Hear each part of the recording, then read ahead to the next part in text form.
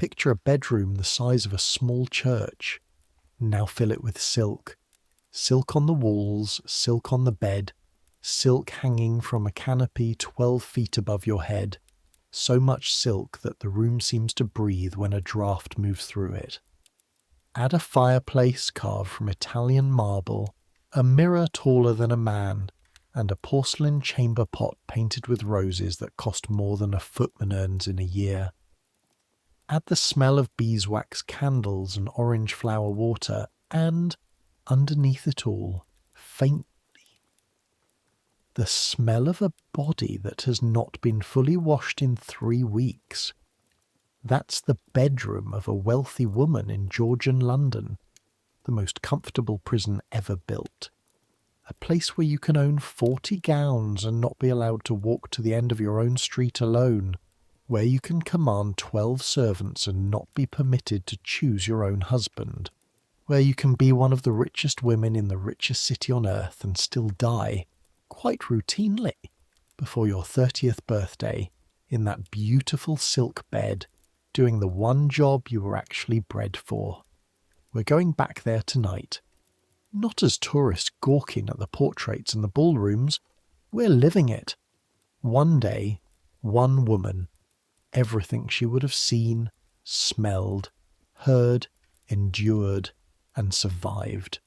And the thing she wasn't sure she'd survive at all.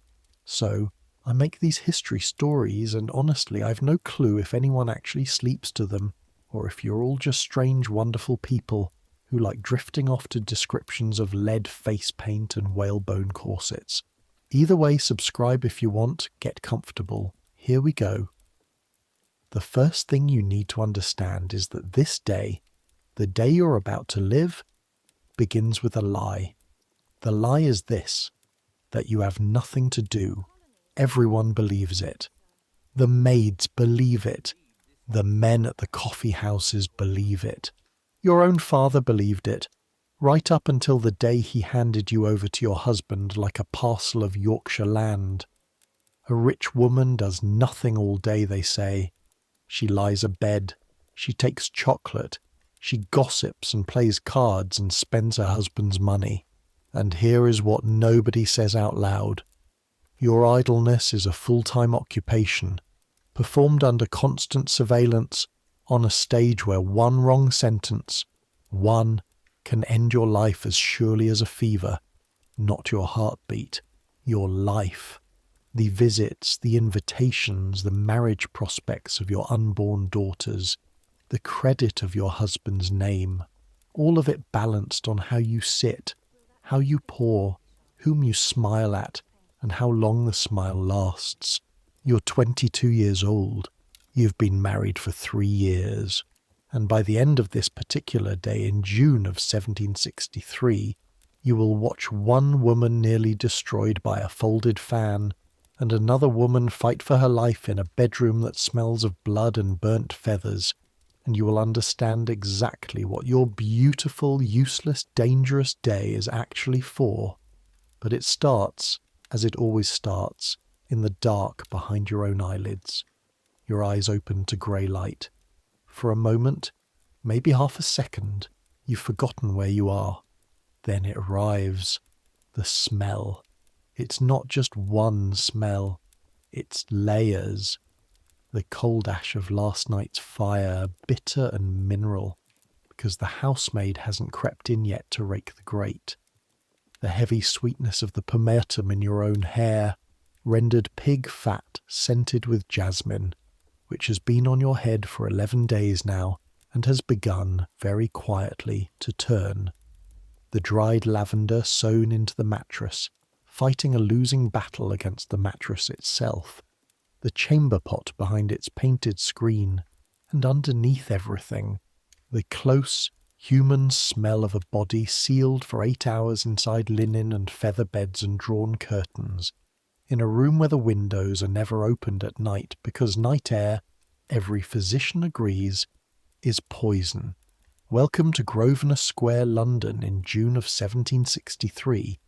You're lying in a bed the size of a small boat, under a canopy of green damask, in a bedroom on the second floor of a townhouse that your husband's grandfather built when this square was still half pasture. Below you, 2 floors of drawing rooms and dining rooms and a library nobody reads in. Below that, underground, a kitchen where 5 people have already been working for an hour. Your name is Arabella, Lady Arabella Grantham, wife of Sir Edward Grantham, who owns 11,000 acres of Norfolk and a seat in Parliament he attends perhaps 6 times a year. You were Arabella Ashworth until you were 19. You brought Edward £20,000 and the connection to your uncle the bishop, and he brought you this house, that name, and a settlement that guarantees you £400 a year of pin money, which sounds like freedom until you learn what it must cover and what happens to women who exceed it. Back home in Derbyshire, everyone said London would be the making of you. They weren't wrong. They just never mentioned what gets unmade in the process. You lie still. This is important. You lie still because the moment you move, the day begins, and the day, once begun, cannot be stopped, slowed, or escaped until sometime after 1 o'clock tomorrow morning. Somewhere below, muffled through 2 floors, you hear the scrape of a coal scuttle. A door closing with exaggerated care, the house waking around you like a machine coming up to pressure. Out in the square, hooves on gravel, early, unhurried, a groom exercising someone's horses before the fashionable world is awake to see anything so energetic. A milk seller's cry, thin and distant, from the direction of the Mews. London hums even here, even in the most expensive silence money can rent. Your mouth is dry. Your scalp itches, a deep, maddening itch under the pomatum and powder, in a place you cannot reach and would not be permitted to scratch in company even if you could. You have a small ivory rod for this, a head scratcher, long and slender with a tiny carved hand at the end. It lives on your night table. You use it now, working the little ivory fingers in under the greased hair, eyes closing at the relief. And if the great ladies of London could be honest about one single thing, they would admit that this exact moment, alone, in bed, scratching, is the purest pleasure in their entire gilded day. Something moves in the hair. You feel it. Small, quick, alive. You stop. You breathe. You do not think about it. Every fashionable head in London is a habitat. The tall powdered coiffures dressed once a fortnight, if that, are warm and greased and full of flour. You could not design a better home for lice if you tried. There are ladies who keep long-handled claws of silver for the purpose, and ladies whose maids comb the visitors out onto white paper once a week and count them, and nobody ever mentions it above a whisper. You are clean, as your world defines clean. Your linen is changed daily, your hands and face washed morning and night. Full immersion in water is another matter, dangerous, opening the pores to disease, undertaken a few times a year with medical supervision. Cleanliness lives in your shift, not your skin. That's normal. That's not neglect. That's medicine. That's every physician from here to Edinburgh. You put the scratcher down, and you make the mistake of moving too obviously, because the truckle bed in the dressing room creaks, and light feet cross the carpet, and the day officially catches you. Good morning, my lady, Betty, your lady's maid. 26 years old, a clergyman's daughter from Kent, which makes her genteel enough to touch you but poor enough to have to. She draws the bed curtains back on their rings, a sound like a sword being sheathed over and over, and the grey London light comes in at you, and the room appears, the marble, the mirror, the silk walls the colour of pistachio cream, all of it very slightly dimmed by cold smoke that gets in everywhere, through every sash, and lays a fine grey film on everything in this city, including over the years the inside of your lungs. His master's compliments, Betty says, which means Edward is wake, and he dines at his club today, and he reminds you that tonight is Lady Cassilis's rout, and this afternoon Mrs. Trevor's, and this morning. A small, careful pause, the pause of a servant delivering something she knows will land badly. Your mother-in-law sends word she will call at 11, and there it is. Not 8 o'clock in the morning, and the day already has teeth. Because here is the problem, the immediate, specific, stomach-tightening problem that will ride on your back for the next several hours. 3 years married, and the nursery upstairs is empty.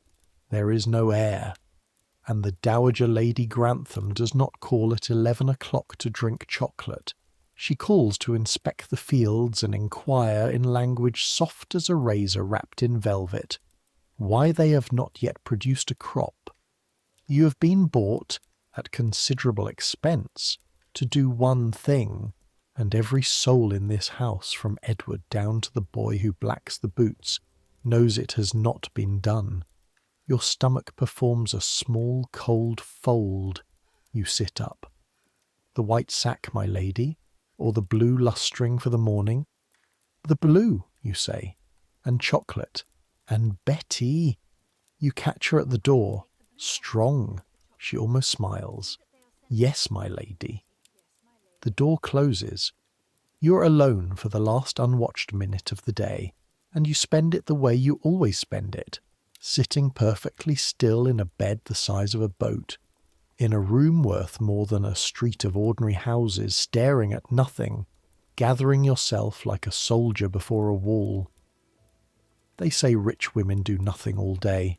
Get comfortable. Let me show you the nothing. The chocolate arrives on a silver tray, and the ritual of the morning begins, and I need you to understand something about this ritual.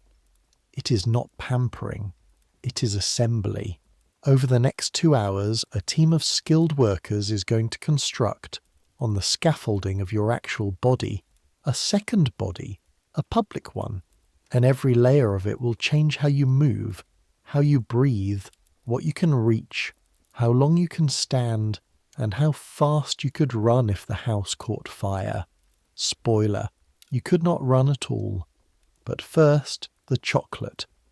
It comes in a tall porcelain pot with a wooden handle sticking out sideways, and Betty works the little mill, the molinet, between her palms, spinning it until the drink froths, and pours it into a cup so thin you can see the shadow of your fingers through it.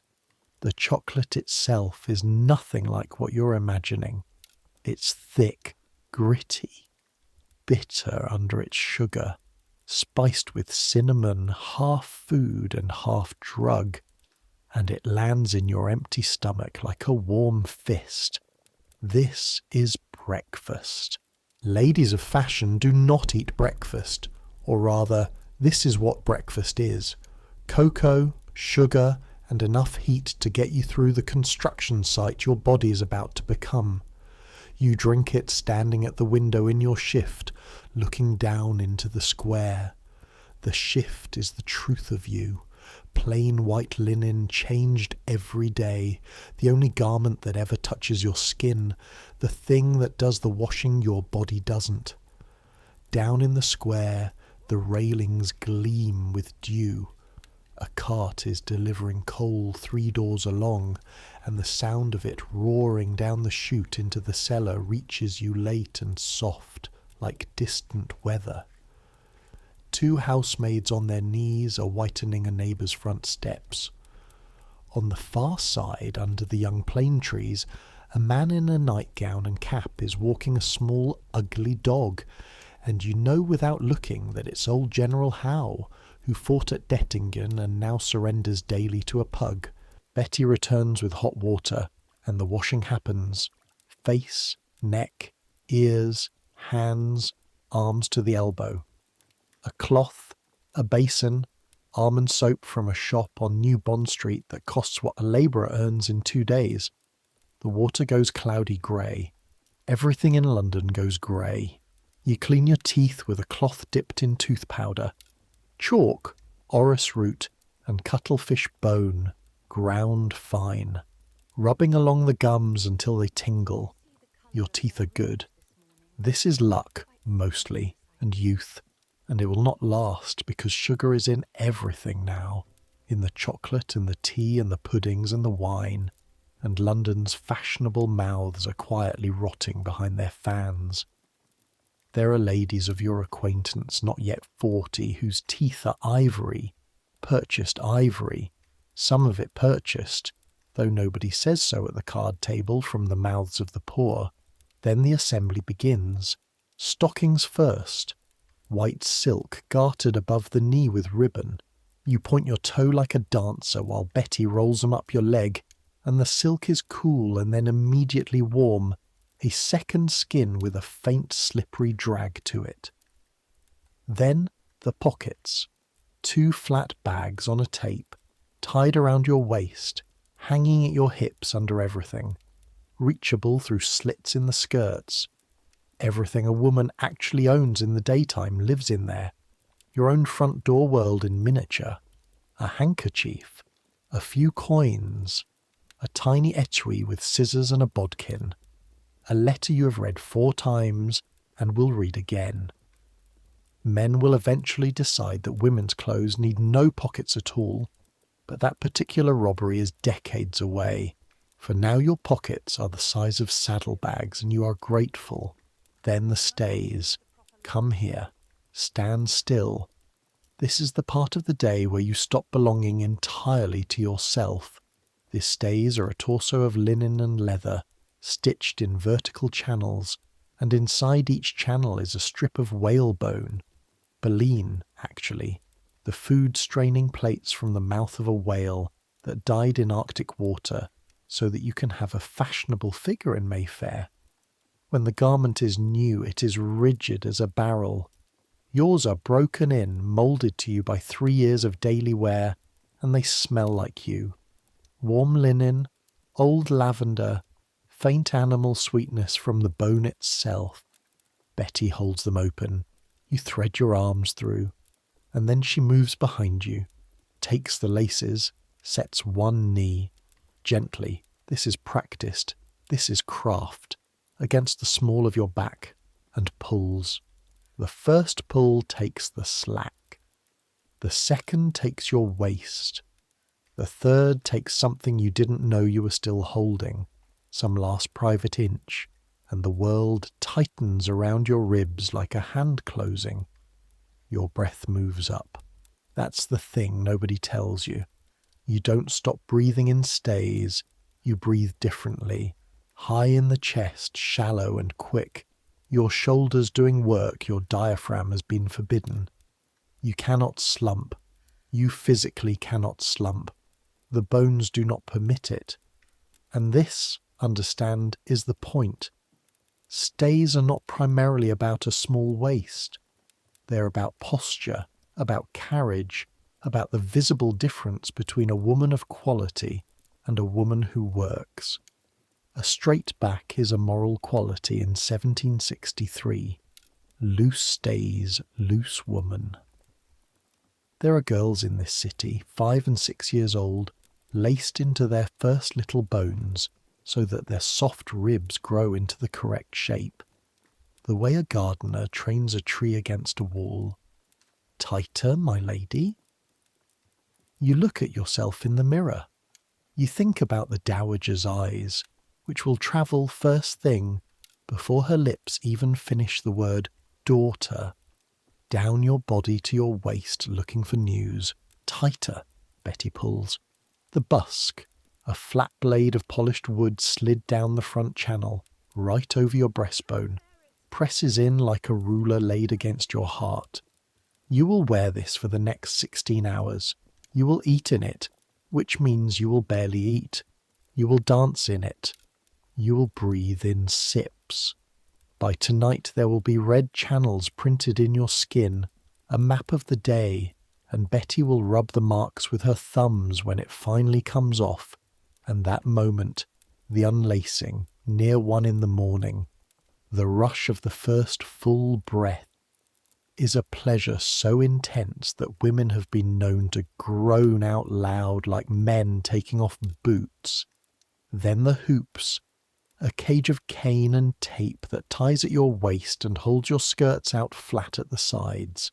Not round, side to side, so that you will spend the entire day roughly the width of a garden gate. You will go through every door tonight slightly turned, hips angled, a movement so drilled into you that you do it in your sleep. Then the petticoat, quilted silk with its small pleasant weight.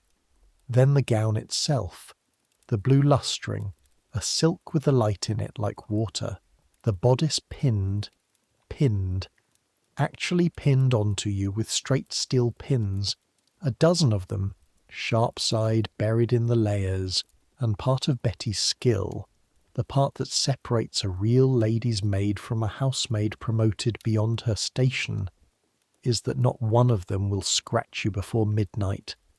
Lace at the elbows, falling in tears, a handkerchief of muslin tucked around the neckline, shoes of blue silk with heels that tilt you forward onto the balls of your feet and make stairs an act of faith. Stand there. Feel the whole apparatus of yourself. Somewhere in the middle of it, small and warm and breathing in sips, is a woman. What the world will see is a structure, silk over bone, over cane, over linen, approximately as spontaneous as a ship of the line, and about as easy to turn. Now the head, and here we arrive at the part of the morning where beauty and poison sit down together at the same small table. You sit at the toilette, the dressing table, which is itself a kind of altar, draped in muslin, crowded with the instruments of the faith. Glass bottles, china pots, brushes, the swan's down puff, the patch box, the rouge. The mirror waits in front of you. Betty stands behind with the morning's first decision already made. The hair will hold 1 more day, dressed high over its pad of wool, powdered fresh, and please God let no one stand too close in strong sunlight. The face comes first, and the face begins with white. The pot of white is Venetian ceruse, the best that money buys, and what money is buying, though the pretty label does not say so, is white lead. Flakes of lead, corroded with vinegar, ground to a silken powder, mixed to a paste. You've heard the whispers about it. Everyone has. That it eats the skin. That the ladies who use it heaviest need it more and more each year. Because the thing that covers the damage is the thing that causes it. A debt that compounds monthly like a money-lender's interest. That gets into the blood and greys the hair and loosens the teeth in their sockets. And that Lady Coventry, Maria Gunning, the most beautiful woman in England, the one crowd stood on walls to watch pass, died 3 years ago at 27 with her face ruined under the paint, and everybody in London knows what killed her, and the pots of ceruse are still selling as fast as they can be stirred. You use it lightly. That's your compromise, your little negotiated treaty with fashion. A thin wash, not the full mask. Betty smooths it on with a hare's foot, working from the forehead down, and the sensation is cool, then oddly tight as it dries. A fine crust that you will feel every time you smile. A small resistance at the corners of the mouth. The day's first reminder that expressions are now expenditures. Then rouge on the cheeks, Spanish papers rubbed with a fingertip, 2 circles of unnatural rose because pale skin must be dying skin unless corrected. A darkening of the brows, a single patch, a small circle of black silk gummed, placed near the corner of your mouth. There is an entire pretended language of patches, where beside the eye means passionate and mid-cheek means gallant, and mostly it is nonsense from the magazines. But placement matters the way everything in your world matters. It will be read, so it must be written on purpose.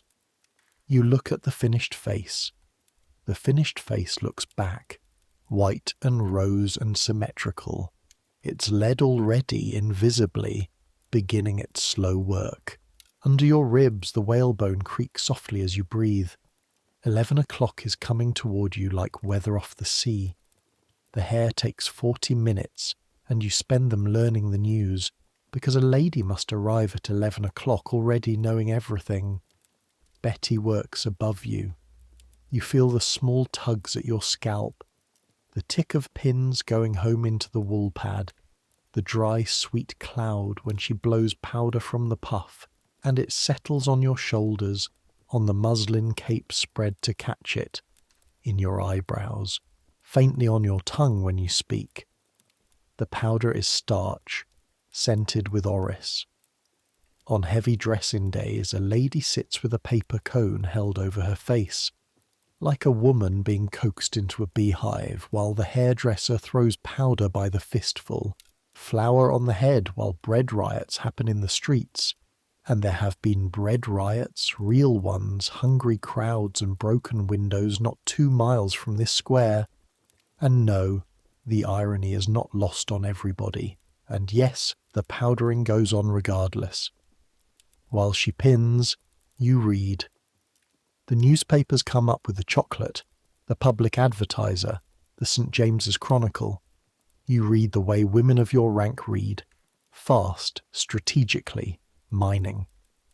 The war with France is over, the peace signed at Paris in February, and half the men you know are furious about the terms, and you need to know which half before tonight.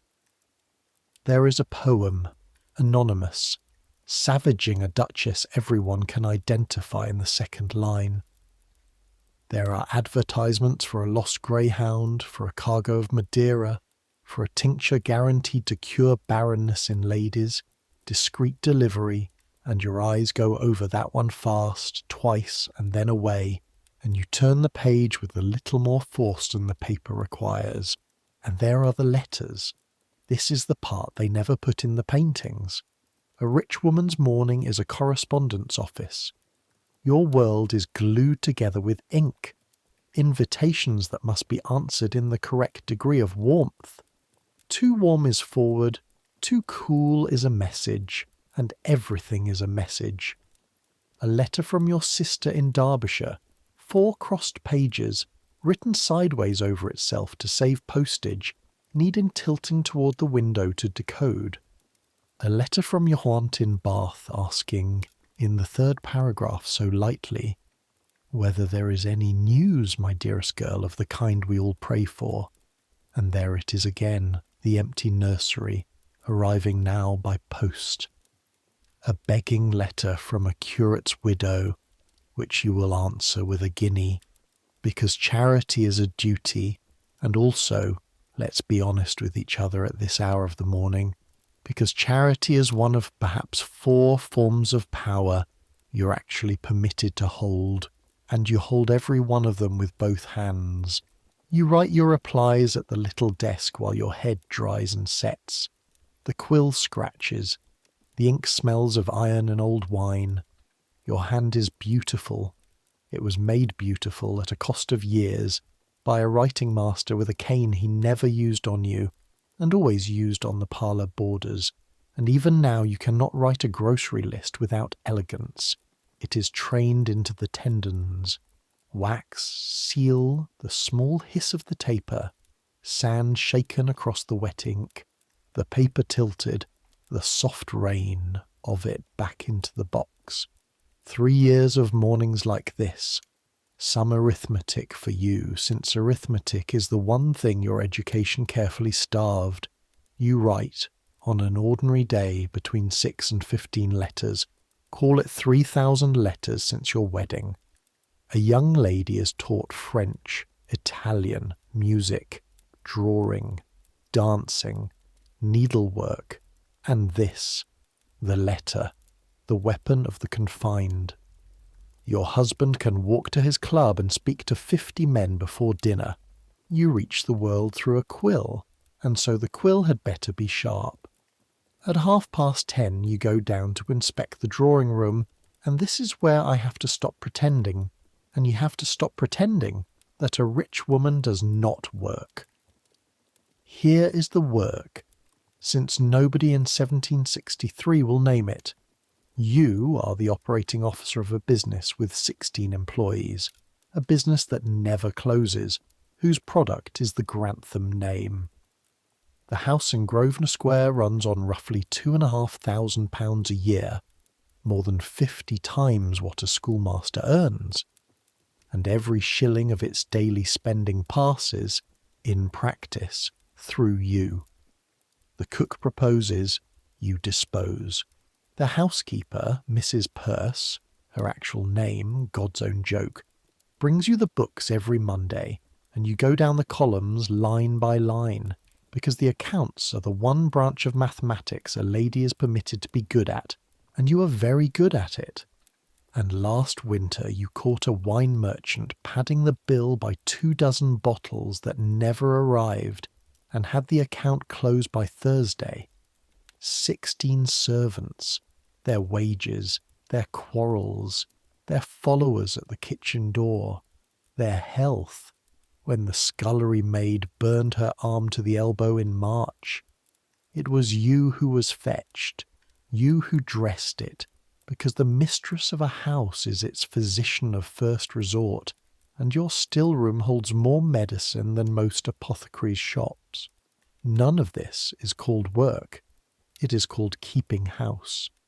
A merchant who ran the same operation would call himself a man of business and be respected for it. You will go to your grave having run a significant enterprise for 40 years, and the word beside your name will be idle. The drawing room when you enter it is nearly correct. Nearly. The fire is laid but unlit. June. The chairs are drawn into the proper conversational geometry. The girandoles are polished, and on the small table beside the sofa where the dowager will sit, the footman has put the japanned tray with the everyday cups for her.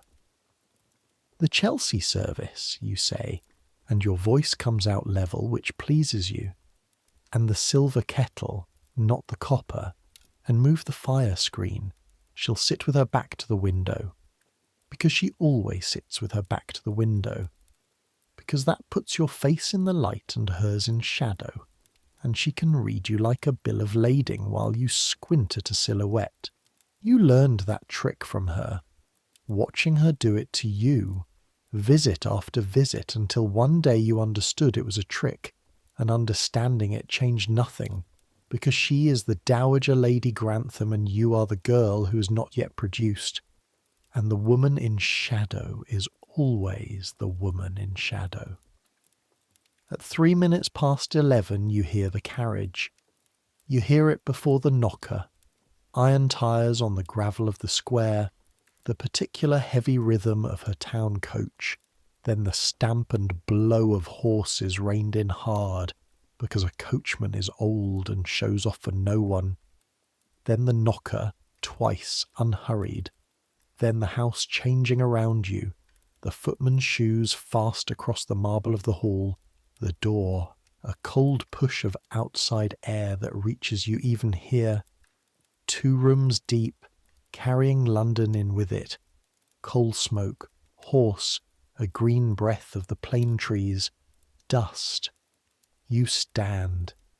You do not want to stand. Standing is what your body does now without consulting you, the way it curtsies, the way it angles through doors. The Dowager Lady Grantham, my lady, she comes in like a state occasion, 61 years old, straight as a pikestaff, stays from the age of 5, remember the tree grown against the wall, in grey silk, the colour of a sword, leaning on a cane she does not need, its use entirely rhetorical.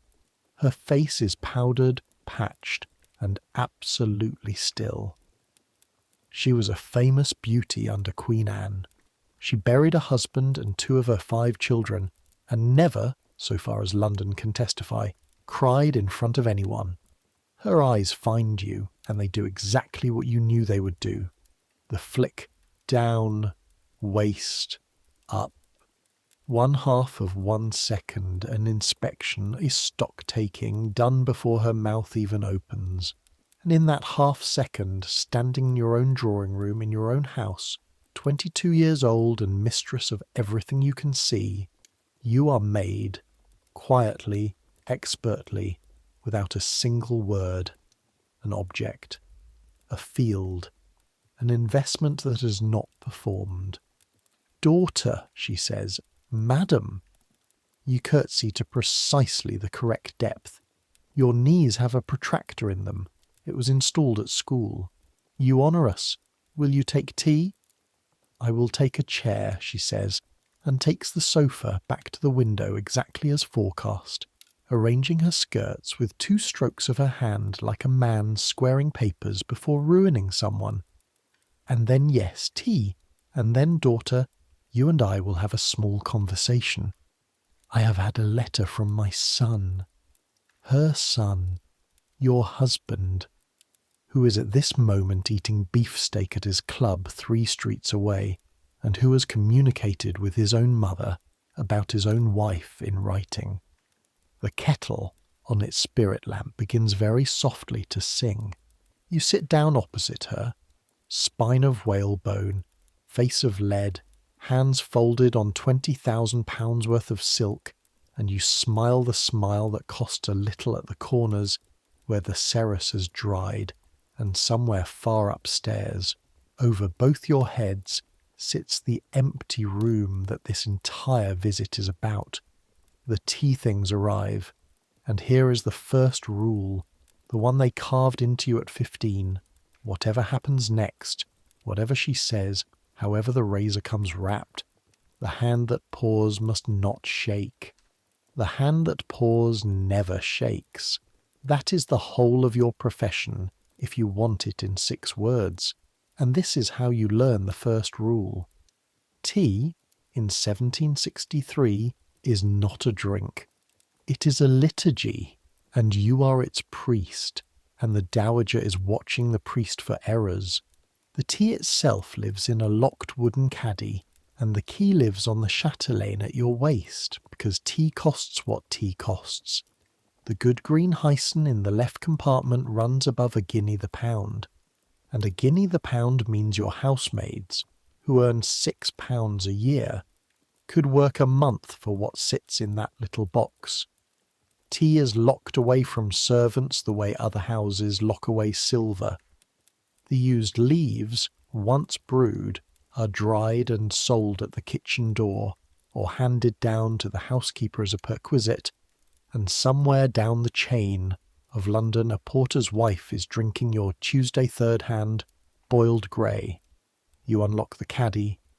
You blend, in the caddy's glass bowl, green and bohea, 2 spoons and 1, which is your house's blend, which the dowager will recognise, because it is her house's blend, because you adopted it in your first married month like a treaty provision. You warm the pot. You measure. The kettle comes off its lamp. The handle is hot. There's a small pad of quilted silk for it. Your fingers know the reach without looking, and you pour, high, so the water aerates, and the smell rises up between the 2 of you. Toasted, green, faintly like hay and faintly like smoke, the single most expensive smell in the room, and the room contains both of you. She watches your hands the entire time. You know she is watching. She knows you know. The hands do it all anyway, level and smooth, cup, saucer, the sugar with its little tongs, sugar white as the ceruse on your face, cut from a loaf with pliers this morning below stairs, sweetness from Jamaica by way of hands you will never see, and has been decided you will never think about. And you hand her the cup turned so the handle meets her fingers first. She takes 1 sip.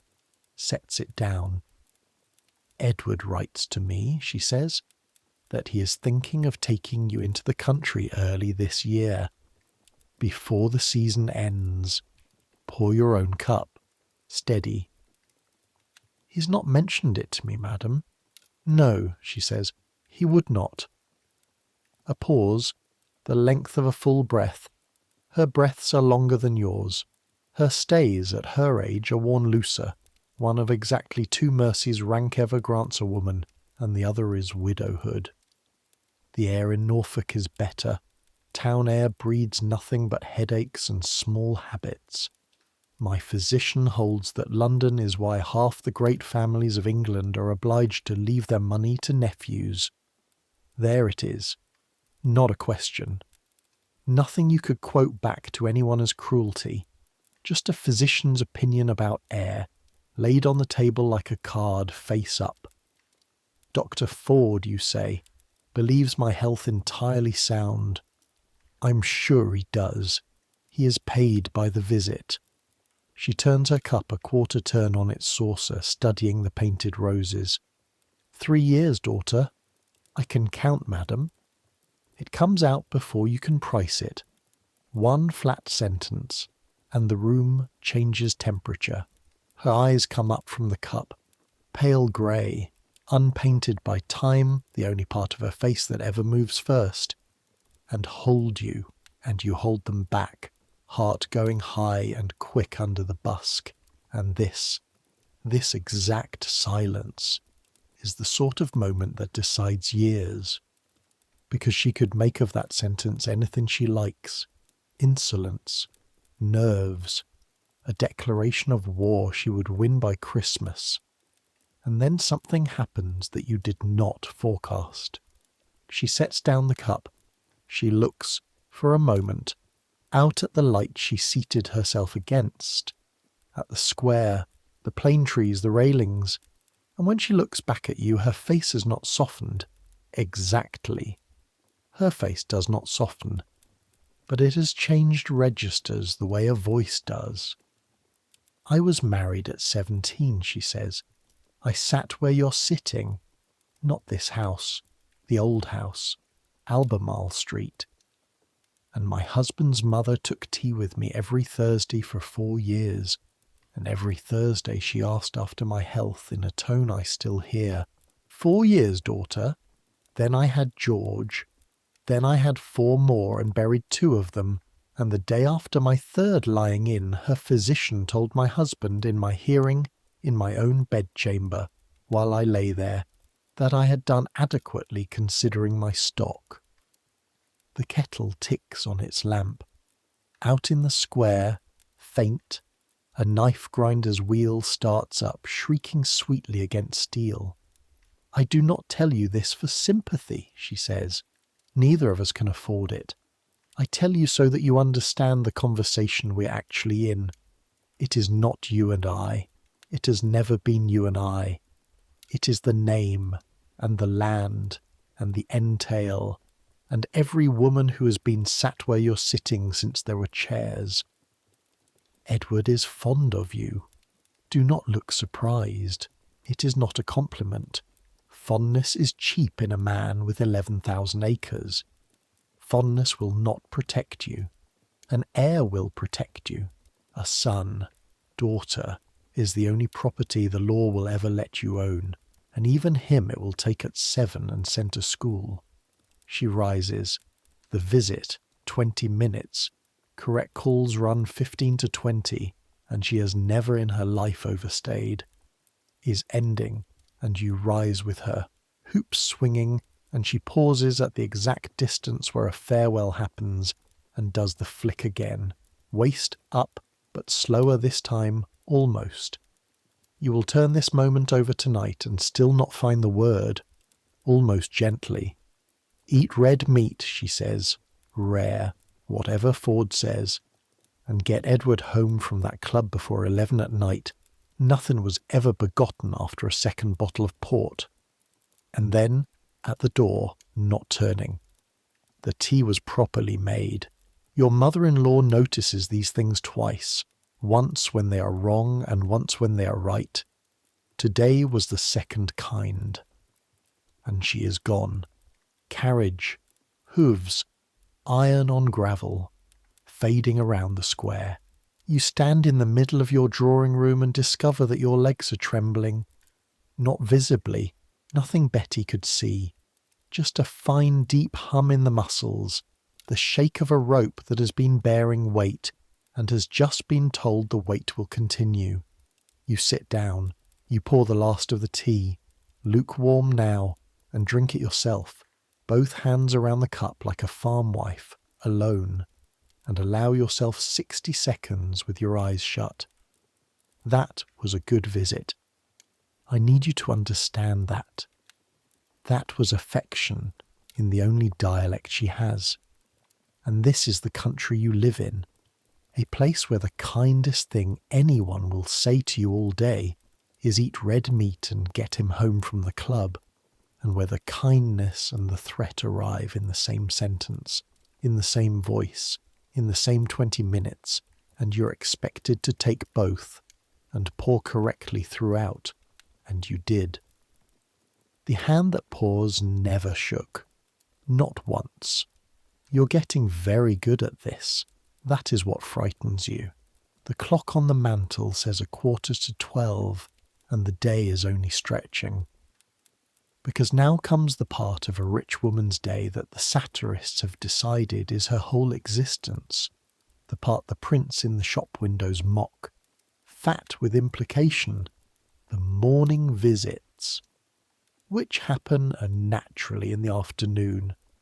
London calls it morning until dinner, and dinner has been sliding later for 50 years, and by now morning ends around 4, and nobody finds this strange. And if you find it strange, you are new here. Understand what a visit is. It is not friendship, although friendship happens inside it the way flowers happen in hedgerows. A visit is infrastructure, the whole apparatus of your world. Who marries whom? Who is received and who has ceased to exist? Whose credit is good? Whose son needs a seat in Parliament? Whose daughter needs saving from a fortune hunter? Who is with child? Who is not, and why not? Every piece of that information moves through drawing rooms carried by women between the hours of noon and 4. Men believe they run England from Whitehall and the clubs. Some of England, yes. But the marriages run through the drawing rooms, and the marriages are the mergers, and the mergers are the land, and the land is England. You and 30 other well-dressed women drinking tea in rotation are a stock exchange that does not know its own name, or knows it, and finds it safer not to say. And like the exchange, it keeps a list of the ruined. You have your own list of calls today, 4 of them before Mrs. Trevor's, and the first one is the one you'd pay money to avoid, and that is exactly why it must be first. You are going to call on Lady Anne Fanshawe, who, as of 11 days ago, is disgraced, not fallen, nothing proven, nothing printed, no elopement, no duel, just a letter, seen by the wrong eyes, mentioned at the wrong supper, a married woman's letter to a man not her husband, its contents unknown, which is worse than known, because London has spent 11 days writing the contents itself, each version warmer than the last. Her drawing room, which used to require queuing carriages, has been empty for a week and a half. The visit simply stopped. No announcement, no verdict. The women just stopped coming one by one, each of them privately deciding it was safer to wait and see, and 40 private hesitations assemble themselves into a public execution. That is how it is done here, by the way. No gallows, no cart, no crowd at Tyburn. Your world kills with the withdrawal of tea. And this afternoon you're going to drive to Hill Street and walk in through her front door in daylight, where every window on the street can count your carriage, and drink tea with her for exactly 20 minutes. Betty brings your gloves.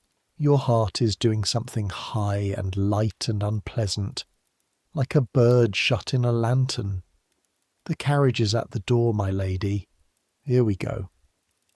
The carriage is a town chariot, dark green, with the Grantham arms on the door in gilt small enough to be tasteful, and large enough to be read from a first-floor window, which is the entire point of arms on a door. Getting into it is a manoeuvre. Hoops through a carriage door is geometry under pressure. A compressed tilt release your body performs while a footman holds your hand at exactly the height that helps and never higher. Inside, the seats are stuffed and buttoned, and the smell is leather, horse, damp wool, and the ghost of every perfume that has ridden in it since spring. And then London happens to you through glass. This is how a rich woman meets her own city, framed, sprung, and at walking pace, because nothing in the West End moves faster than the cart in front of it. Down Brook Street the wheels run over cobbles, and your teeth take every joint of them, whalebone creaking, the window glass shivering in its frame. A sedan chair swings past the window close enough to touch, 2 chairmen sweating in matched livery, and inside it a powdered head you half recognise, and both of you perform the eye flick and quarter nod of people who will bow properly tonight and needn't spend it now. You pass a crossing where a sweeper boy, 8, 9 years old, black to the elbows, clears horse dung from the path of anyone who looks likely to pay, and your footman flips him a farthing without being asked, because your household has standing instructions, and the boy catches it out of the air like a swallow taking a fly. You pass a dead dog in the kennel, the open gutter, and a woman selling cherries at 6pence the pound, crying the price in a chant that has scored itself into the city so deep you could sing it in your sleep. Cherries round and sound 6pence a pound, and the smell of the street comes in around the window glass in bands as you move. Coal smoke always, then horse, then a bakery, warm and enormous and gone, then the sudden green shock of hay from a returning cart, then something dead somewhere, sweetish, brief, unexplained, and then coal smoke again, the bass note, London's own breath.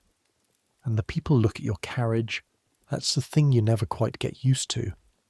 Not at you, they can barely see you, a pale suggestion behind glass.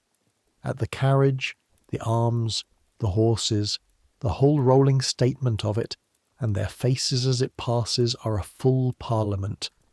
Blank, hungry, admiring, amused, and one man by the railings at Berkeley Square whose look is so purely cold that you drop your eyes first, you from inside the glass, and are ashamed, and think about it for 3 streets. 11 days ago, Anne Fanshaw's carriage got the same looks. Nothing about the carriage has changed. Hill Street, when you reach it, is quiet.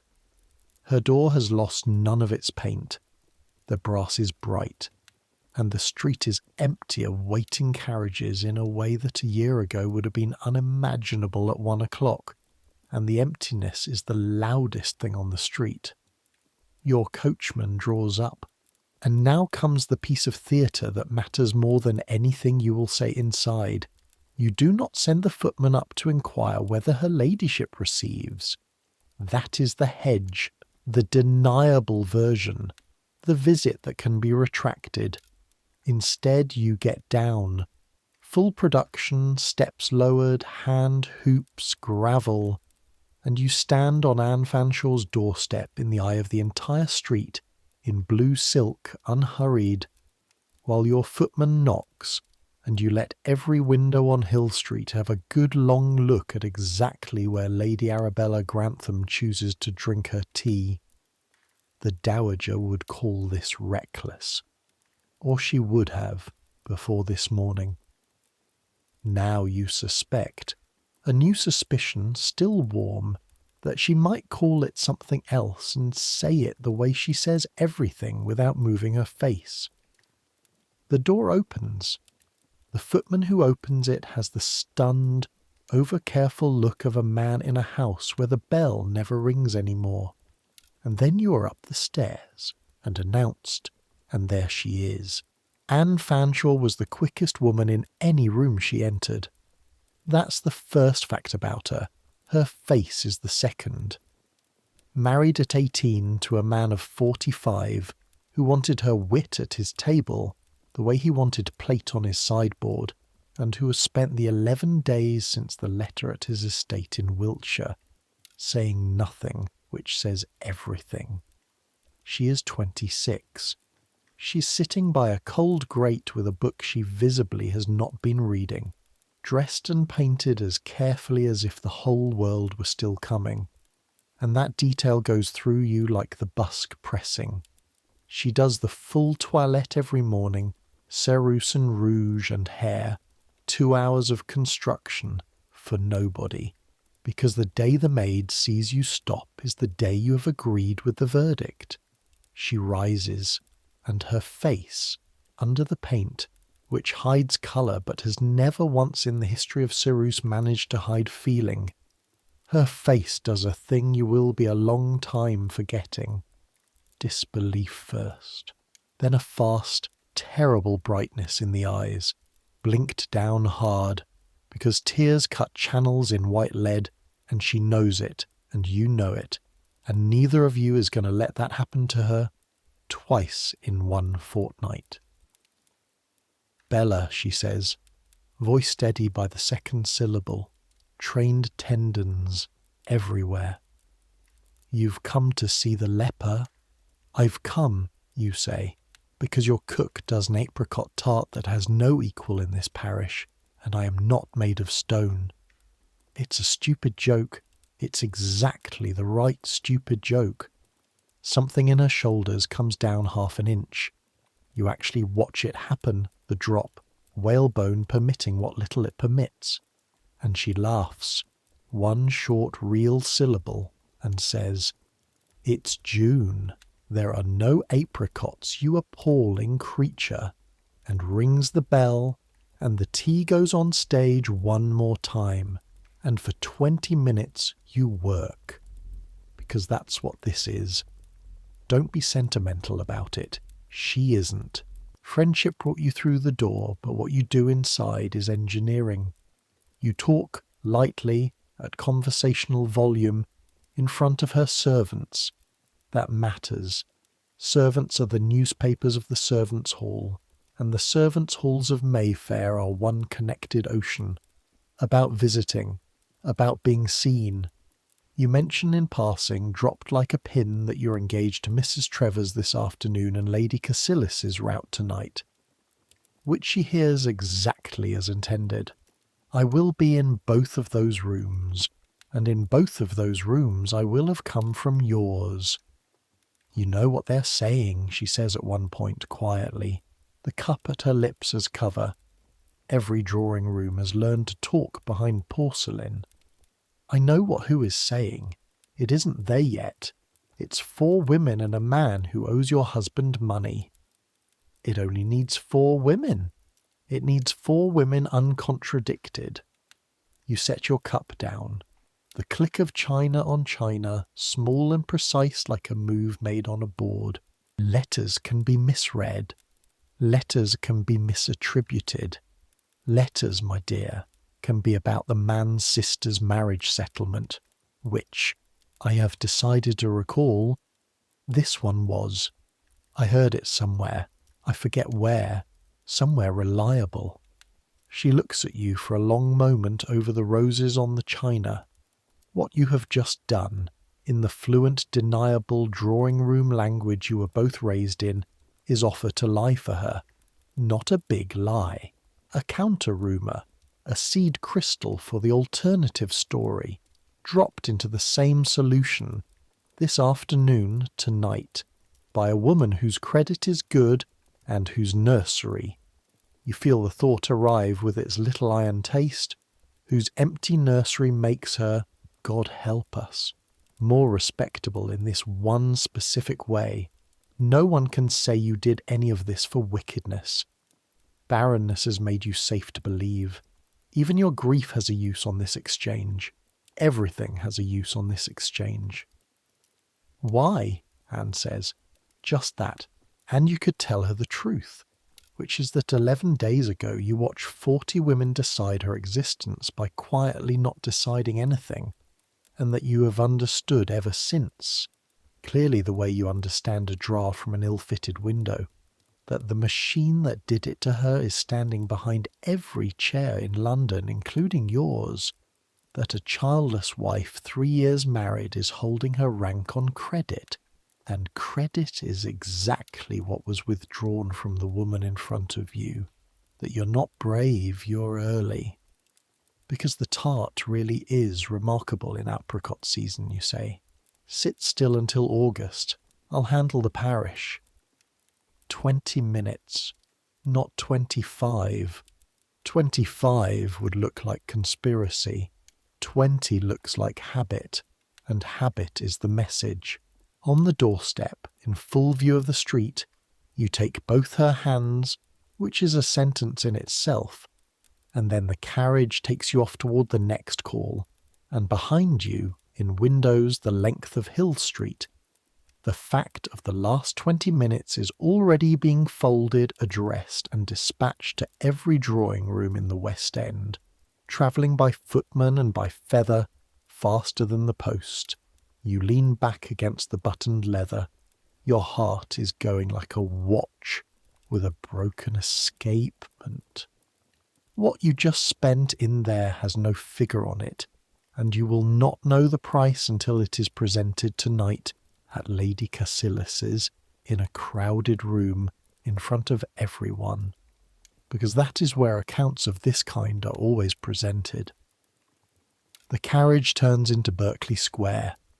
The cold-eyed man by the railings is gone. The cherries are still 6pence a pound. 3 more calls before Mrs. Trevor's. The day is only stretching. The 3 calls between Hill Street and Mrs. Trevor's take 90 minutes, and they are the ordinary weather of your life, and I'll give them to you the way you experience them, as a single continuous performance with 3 changes of scenery. At Lady Millbank's you do not even go up. The footman goes to the door. The answer comes back that her ladyship is not at home, which does not mean she is out. You can see a shadow cross the first-floor window as the words are being said. Not at home is a formula, a close shutter in language, and no one is insulted because everyone uses it, and you leave a card. The card is the visit. A rectangle of pasteboard with your name engraved on it stands in for your entire person. And tonight Lady Millbank will go through the day's cards the way a merchant goes through bills of exchange, reading the stack for exactly what it is. A ledger of who owes whom a call, printed in names. You're keeping perhaps 30 of these accounts open at any given time. Miss a payment, fail to return a call within the week, and the account quietly closes, and with it a corridor of rooms, and the corridors are how you move through this world, and a woman with no open accounts is a woman in a locked house. At Mrs. Osborne's you go up and spend 20 minutes in a room with 5 other women discussing, in order, the peace, the outrageous price of wax candles, a preacher at the Magdalen Chapel who has all London weeping on Sundays, and, arriving as gently as fog, no name attached at first, the letter, Anne's letter. You feel it coming 3 sentences away, the conversational barometer dropping, and then Mrs. Osborne says, eyes on her tea, "One hears such distressing things of a certain house in Hill Street," and the room leans in by a collective 1/4 inch, and you yawn. Not a real yawn, a constructed one, small, behind the fan, the yawn of a woman about to be bored by old news. The settlement letter, you say, with precisely the intonation of someone correcting a servant's arithmetic. Lord, is that still going about? It was to do with a brother's marriage settlement. The sisters portioned. I had it from someone who had it from the family weeks ago. I quite forget who. The versions one hears now are very much improved in the telling. A small pause. You inspect the sugar. People are so inventive in June. It's the heat. Silence, 1 second, 2. 5 women recalibrating. Mrs. Osborne's needle hangs above her embroidery. Somewhere in the square below, a knife grinder. Faint. What happens in this silence is the actual business of the entire afternoon. A rumour meeting for the first time, resistance from a credible surface. And credibility is the only currency here, and yours is good. 3 years of punctual calls and correct teas and no scandal, and a face that has never once been caught lying, because it was trained by professionals not to be caught doing anything. The heat, agrees old Lady Dacre from the corner, who has hated Mrs. Osborne since the reign of the last king, is very trying, and the conversation moves to Vauxhall, and the seed crystal is in the solution, and you take your leave 4 minutes later, having committed in 20 minutes what a courtroom would call perjury and your world calls conversation. At Mrs. Legg's, 3rd call, your feet beginning to speak inside the silk shoes, the busk printing its line into your breastbone.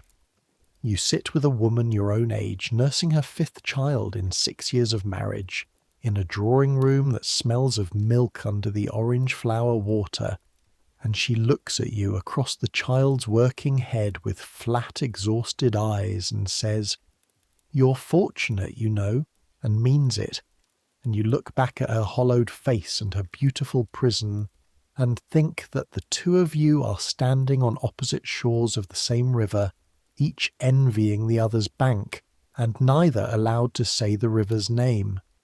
You say, "We are both very fortunate," and the sentence is so perfectly balanced that you could sell it at the exchange. Then Mrs. Trevors, and Mrs. Trevors is different, because Mrs. Trevors is where the fashionable afternoon stops pretending to be private. Her drawing room at 4 o'clock holds 16 women and 4 men.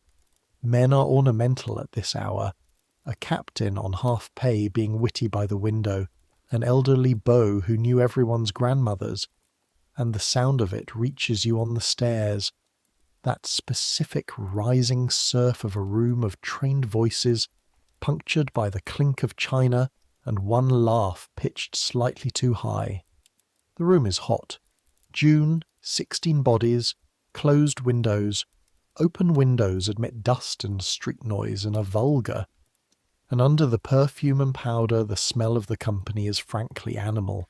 Wool and silk and warm human, everyone lightly glazed, fans working the air in 20 separate rhythms like a field of pale moths. The fan. Since we're here in the heat with 20 of them moving, understand the fan. It is the only object a lady's hands are permitted to be busy with in company, and so it has become her entire instrumental panel. It cools, yes. It also hides the mouth that is saying what the face must not be seen saying. It measures distance. Opened between you and a man, it is architecture. Snapped shut, punctuation. The magazines print silly codes. Touch the left cheek for no, the right for yes. And the codes are mostly nonsense, but the grammar underneath is real, and everyone in this room is fluent. Speed of the fan is temperature of the woman. A fan that stops dead in mid-stroke means its owner has just heard something. 16 fans, and you can read the room's weather by them the way a sailor reads water. Your 2 sips into your tea when the fans near the fireplace go still. Because Mrs. Cornwallis, big, rich, loud, a woman who wears her malice the way she wears her diamonds, as proof of solvency, has raised her voice by exactly the amount that turns a remark into an announcement, and said to the room at large, but with her face angled toward you like a gun laid on a target, "Lady Grantham, you astonish us all. I hear you were seen in Hill Street this morning. on the doorstep, in the sunshine. A pause, one beat, the room's 20 conversations dying around it in rings. How brave the childless are with their reputations. Nothing at home to endanger, I suppose. And there it is. Both barrels, Anne and the nursery in one sentence, in public, before dinner. The room does not gasp. Rooms like this never gasp. It does something worse. It goes attentive, every fan feathering to slow, every eye finding a middle distance that contains you, and the captain by the window stops mid-anecdote with his mouth still open, and you feel the heat arrive in your face under the lead, and feel the lead crack faintly at the corner of your mouth as your smile, trained, tendon deep, arriving before you've decided anything, comes up to meet the moment. Here is what you know in the 2 seconds you have. You cannot answer the nursery. There is no answer to the nursery. Any defence confirms the wound. You cannot answer angrily. Anger in a woman is evidence against her in every court this world keeps. And you cannot say nothing, because silence in this room is a signature. So you laugh, lightly.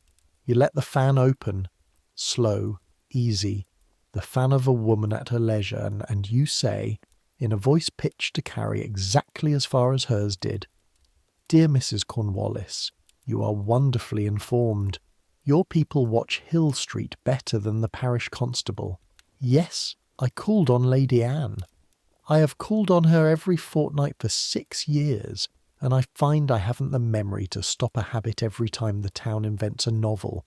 As for bravery," the fan turns one lazy half-stroke, "surely none is wanted. There's nothing in that house more dangerous than a settlement letter and the best cook in the parish, and I refuse to be frightened of either. Though if the town insists on a scandal by August, I could ask her cook for the apricot tart receipt and we may all be ruined together. It is not a killing blow. There are no killing blows here. There is only the room and which way it exhales. And the room, one heartbeat too, exhales into laughter. Real laughter, relief laughter, the laughter of people delighted to be handed a way out of an ugly moment. And old Lady Dacre says, "Ruined for a tart, I have heard worse bargains." And the fans resume, all 20, and the surf of talk closes back over the surface, and Mrs. Cornwallis smiles a smile with nothing behind it, and turns her guns elsewhere, because she's loud, but she's not stupid, and the room has voted. You have got away with it. Mostly. Your tea, when you lift it, shows you the truth the room cannot see. The smallest ring of tremors on the surface, radiating from your own pulse, out through your fingers, into the china. The hand that pours never shakes. The tea sometimes tells another story, but the word childless is in the room now, said aloud, at volume, attached to your name, and it will walk out of this drawing-room in 16 memories and be at every supper-table in Mayfair by 10. You know it. You knew it while you were laughing. That is the tax. You paid it for Anne. You will go on paying it in instalments tonight at Lady Cassillis's, where all of this, all of it, convenes after dark. But first, home. Because between the visits and the war there is dinner, and there is Edward. And Edward this evening is going to surprise you. Home by 5, and the house takes you back in like a tide. Door, hall, the cool marble smell after the hot carriage. Betty already coming down the stairs because the house telegraph, footman to hall boy to landing, has announced you before your foot touched the step. Upstairs, the blue lustring comes off and the wrapping gown goes on. A loose thing of printed cotton, and for 1 hour, the hour before dinner, you exist at half pressure. Stays still on, because stays are always on, but the pins out, the hoops off, the public body partly dismantled and leaning against the wall like scenery between acts. You use the hour the way you always use it. You go up another floor. The room at the end of the second floor passage is not called the nursery. Nobody in this house has ever called it anything at all. It is the yellow room, and it is where the household keeps the things that have no other place. A broken fire screen, a rolled carpet, your trunks from Derbyshire. And it faces south, and it is the warmest room on the floor, and everyone from Edward down to the boot boy knows exactly what it is. And its name is never said, and you stand in its doorway for a few minutes most evenings the way other people stand in churches. Dust turns in the light. A pigeon walks the parapet outside the glass with its small, ridiculous thunder. Somewhere below the first dinner smells are climbing the house, roast meat, and the sweetish steam of a pudding boiling in its cloth.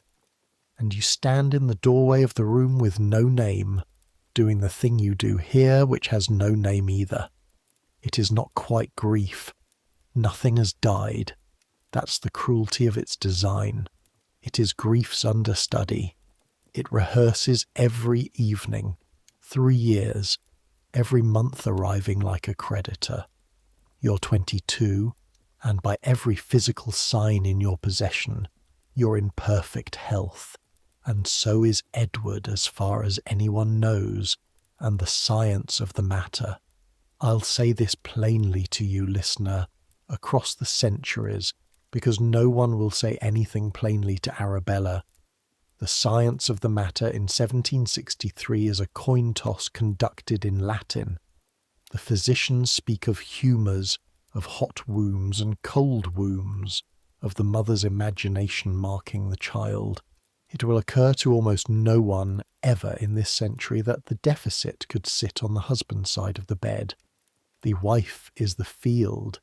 If the field bears nothing, no one blames the sower. That is not biology. That is bookkeeping. Someone must carry the debt, and the ledgers of this world all open on the woman's page. She takes the tinctures anyway. There is a bottle in the locked drawer of the toilette, steel filings in wine, iron for the blood, prescribed by Dr. Ford at half a guinea the visit, and it tastes like sucking a rusted key, and she takes it every evening, and she is taking it now, standing at the window of the yellow room, one swallow, eyes shut, the metal spreading down her throat like a nail dissolving, because it is the era's one great mercy and great trap, that there is always something else to try. Then the bell rings up through the house, and it is dinner, and Edward is home after all.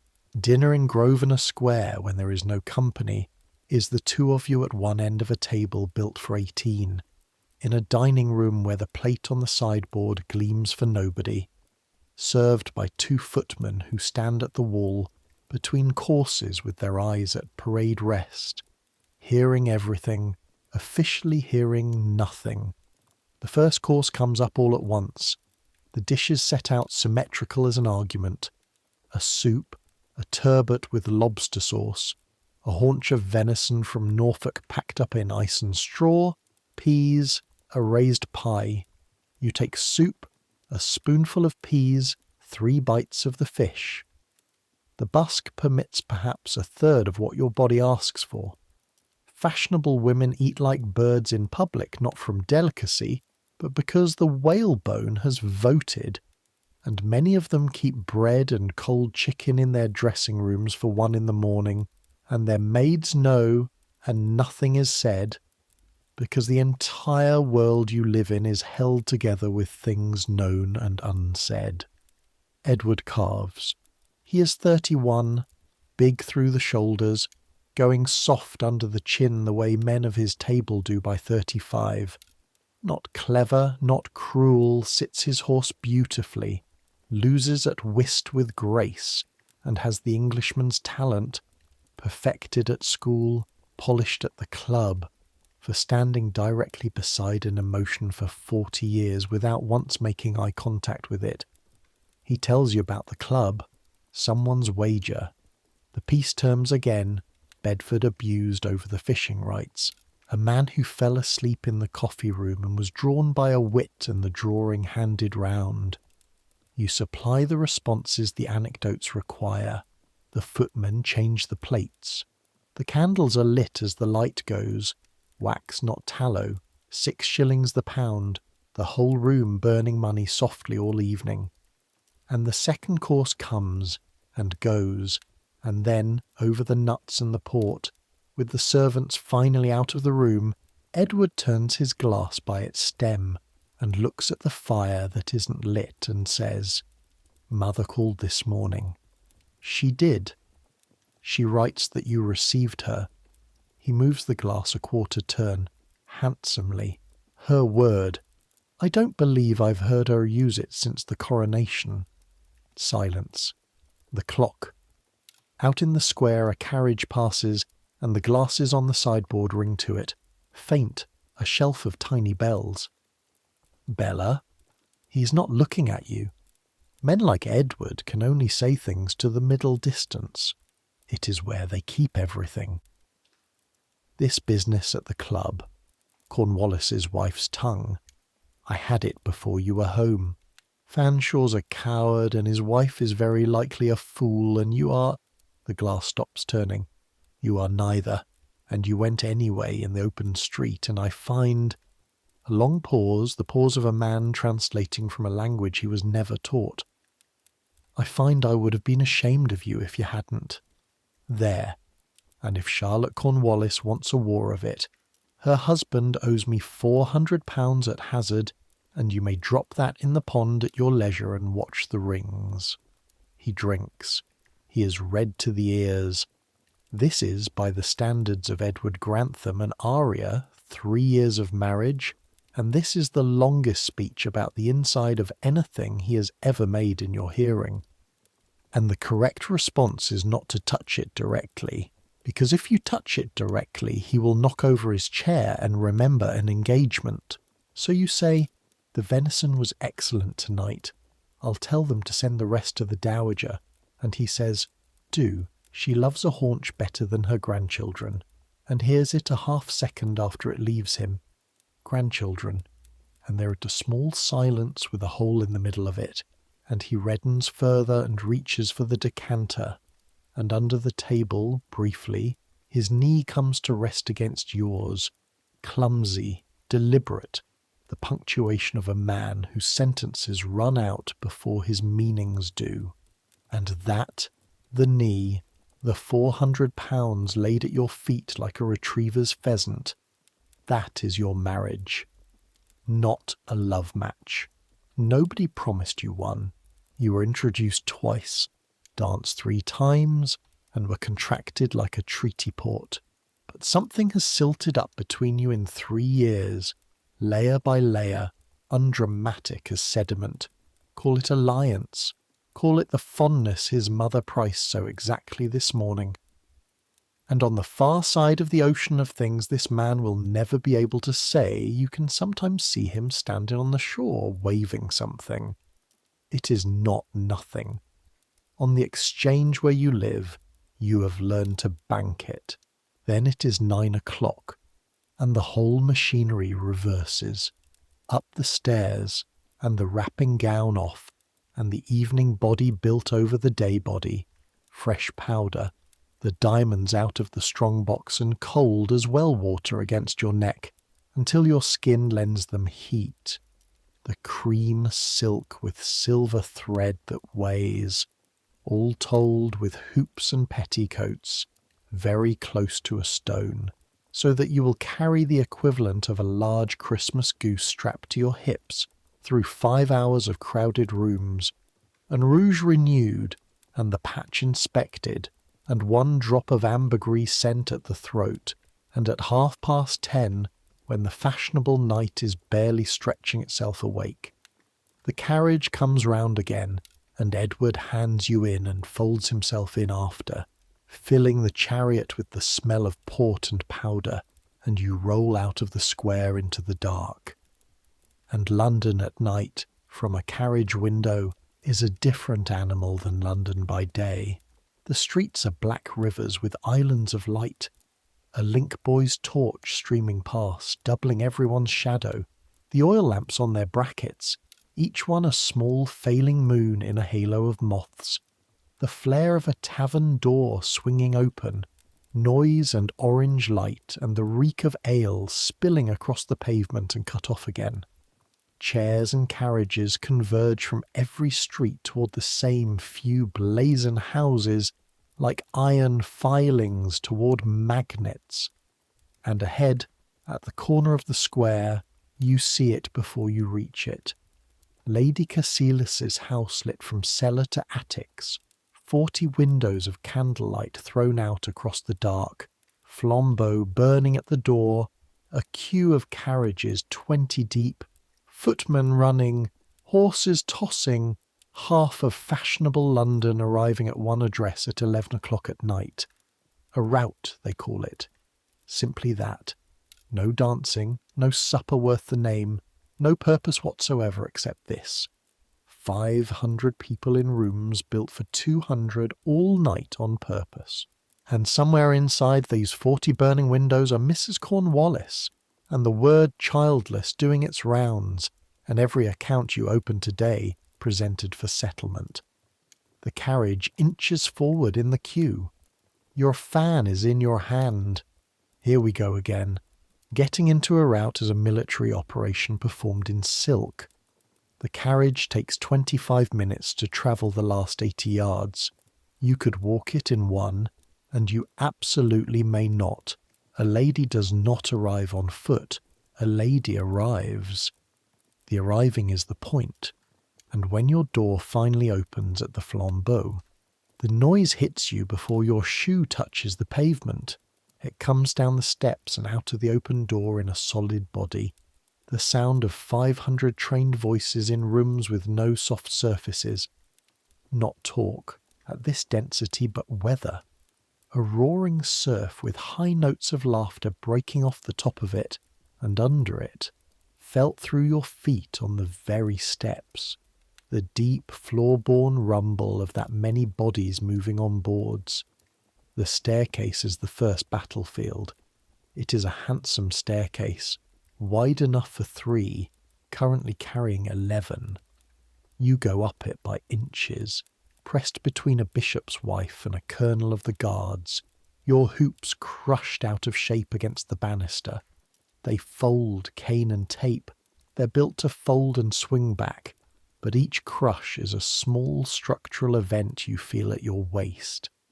And the heat grows with every step, because heat rises, and so are you, into it, toward rooms where 200 wax candles and 500 bodies have been manufacturing summer since 10 o'clock. By the turn of the stair the smell is a wall. Melted wax, warm powder. Powder has a smell when it heats. Starch and orris toasting faintly on every scalp in the house. Perfume in 20 competing systems. Wine on breath, and under it all gaining ground as the night goes on and unmentioned by anyone ever. The honest reek of humanity in silk, because every person in this crush is wearing a month of pomatum and a day of lead and linen that has been fresh since morning and no longer is. At the top of the stairs, Lady Cassilis in grey and diamonds receiving. You have precisely 4 seconds of her. Curtsy. Lady Grantham, how good. Hand touch. Gone. And that is correct. That is the whole transaction. 500 people times 4 seconds is her entire evening, standing at the head of her own stairs like a turnpike gate made of bone and pearls. And then you are in it. I want you to understand what in it means physically, because the paintings lie. The paintings show composed groups with visible floor between them. The reality of a successful rout is that you cannot see the floor. You move through the rooms the way you move through a hedgerow, sideways, yieldingly, in negotiated inches, Your hoops fold and return, fold and return. Someone's sword hilt drags across your petticoat. Someone's elbow arrives in your back in a wave of apology. A dowager's tall, powdered head passes above the crowd like a ship's topsail, and every few feet a face detonates out of the mass at conversational range, already talking. The candles overhead rain a fine, warm drizzle of wax. There will be hard little beads of it in everyone's hair by 2. Voices arrive at your ear in slices. Lost 1100 at Lady Buckinghamshire's and stayed for supper. The piece is a disgrace. We have given back everything, but in Hill Street, in broad day, I had it from... And that last one cuts off exactly as its speaker registers whose ear it has reached, and you sail on without a flicker, chin level, fan idling. Because a flicker is a confession, and confessions are for churches. This is the arena. Now meet the stakes, because they are standing by the card-room door, 17 years old, in white. Her name is Miss Harriet Delaval. You know her mother a little. The mother is at her elbow now, the way a jockey is at a horse's. Harriet is in her first season, out, as the word is, presented, launched, on the market. And I use the word market with no apology at all, because nobody in this room would pause at it. She has £10,000 and a face that has already been toasted at 3 clubs, and she has, at most, 3 seasons of this, 3 springs of roots and balls and rein-a-la, to convert herself into a wife of the correct rank, because the machine has a clock in it. By season 2 the town says she is much admired, which is a warning. By season 3 it says still very handsome, which is a sentence. And a girl not landed by 21 starts to hear the word that ends careers in this world. The quietest word in the language was remaining. Her whole future, her name, her houses, her income, her children, the entire geography of the one life she will get, will be decided by which man, from the pool of men circling this and 20 identical rooms, concludes the treaty with her father. She will be consulted the way the weather is consulted, noted, and sailed in anyway if the cargo justifies. You watch her for a moment through the crowd. She is doing everything right. The trained everything. Fan at the correct idle, eyes correctly general, the specific manufactured serenity of a girl who knows that every dowager along the wall is pricing her in real time posture, teeth, complexion, laugh, and reporting the price onward tonight. Under the white and the pearls she is a prospectus. She's been in preparation for this room since she was 5 years old, and they laced her first stays. The backboards at school, the steel collar for the chin, the French, the harpsichord, the dancing master twice a week for a decade, all of it, every guinea and every corrected vowel, aimed at 3 springs of evenings exactly like this one, aimed in fact at this, at standing correctly in a hot room while the market makes up its mind. And you remember it. That's the thing that closes your throat watching her. 4 years ago that was you in white, in this identical raw pricing and priced, your mother at your elbow steering by pressure of 2 fingers on your arm, left toward the Viscount wide of the younger sons. And you remember precisely the sensation, which nobody warns them about, of being simultaneously the most looked at and the least seen object in a crowded room. Harriet laughs at something a man in blue velvet has said. The laugh is pitched, placed, and perfect, and it lands in you like a splinter, because you can hear the training in it, and you know exactly what it costs to laugh in tune for 5 hours, and you know something else, too, that she cannot know yet. that winning this game and losing it deliver a woman to the same address.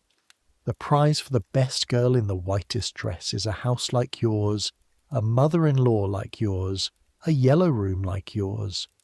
The market has no exit on the far side. There is only the version where you're bought dear, and the version where you're bought cheap, and the version where you're not bought at all and live thereafter in the spare bedrooms of your relations, useful with other women's children. "She'll do well," says a voice at your shoulder. "Delaval money, and she has the neck for diamonds. 2 seasons at the most." Mrs. Cornwallis. Of course. Materializing beside you, scented and enormous, fan working slow, guns freshly loaded, and the crowd conveniently packed too tight for retreat. And here it comes, the second engagement of the day. And this time there is no room-wide audience to charm. This is close quarters, voice under the roar, the drawing-room duel in its pure form where everything said is deniable and everything meant is perfectly clear. "You've been busy today, Lady Grantham. Hill Street before noon, Mrs. Trevor's by 4, such energy." Fan stroke. "Though I wonder you have the leisure for other women's difficulties.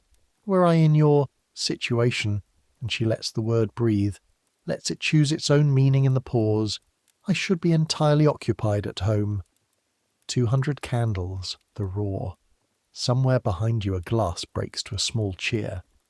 "Ah, but you see," you say, matching her volume exactly, eyes forward on the crowd, 2 ladies apparently admiring the same room. Occupation at home is so much a matter of management. My house runs to a clock, my accounts balance to a shilling, and so my afternoons are my own. It is the great advantage of order. Though I am told, your fan drifts idle, a feather on a current. I am told hazard is a most disorderly game.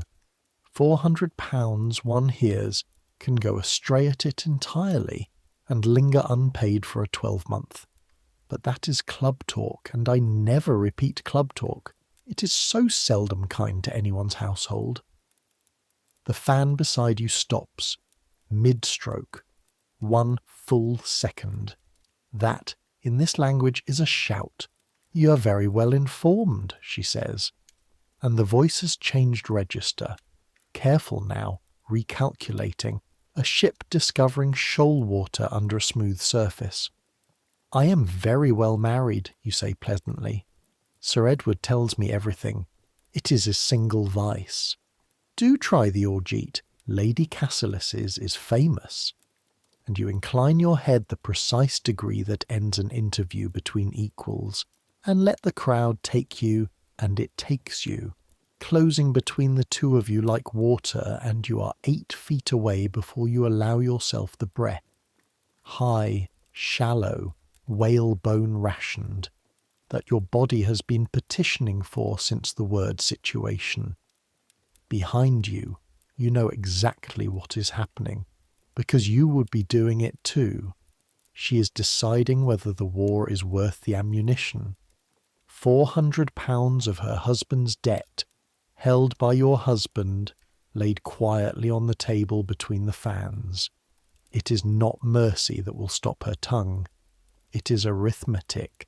In this world, dear listener, that is what safety is made of. Not innocence. Leverage. You take a glass of orgeat from a passing tray. Almonds, orange flower, blood warm like everything else in this furnace. And you drink it looking out over 500 heads, powdered and jewelled and roaring, the whole exchange in full session, and the clock somewhere under the noise strikes midnight, and the evening, by the standards of the season, is young. You will be here 2 more hours.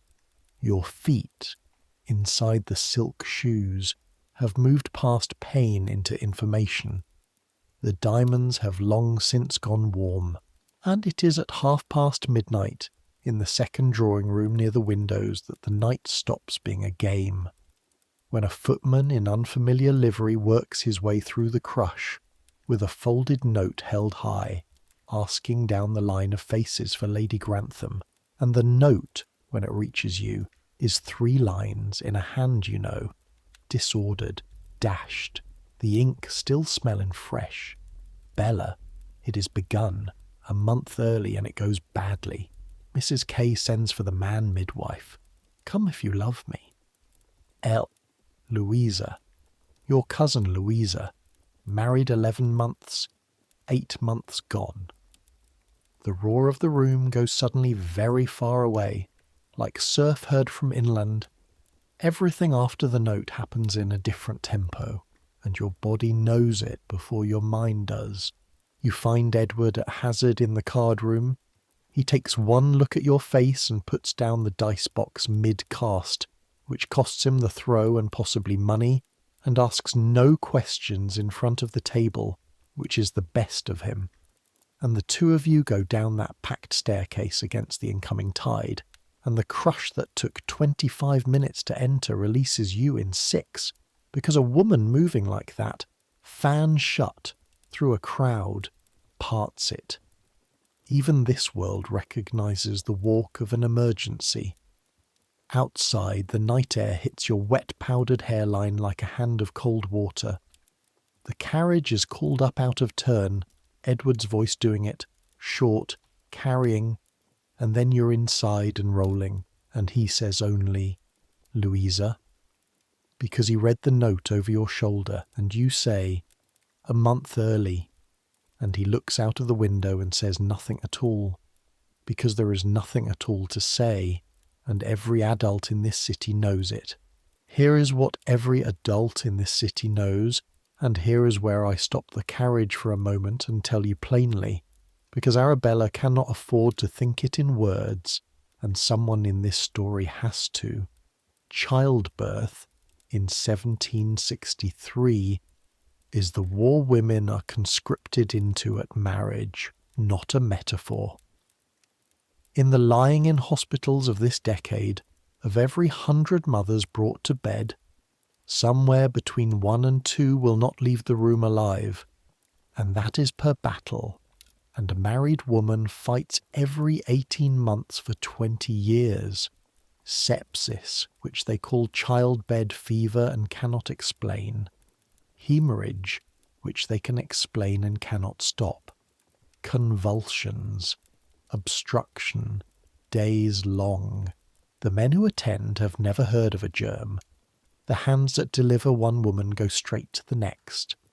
The great London physician accoucheurs move from deathbed to birthing bed in the same black coat, and the coat is part of what kills, and no one will prove it for another 80 years, and the men who eventually suggest it will be laughed out of the profession.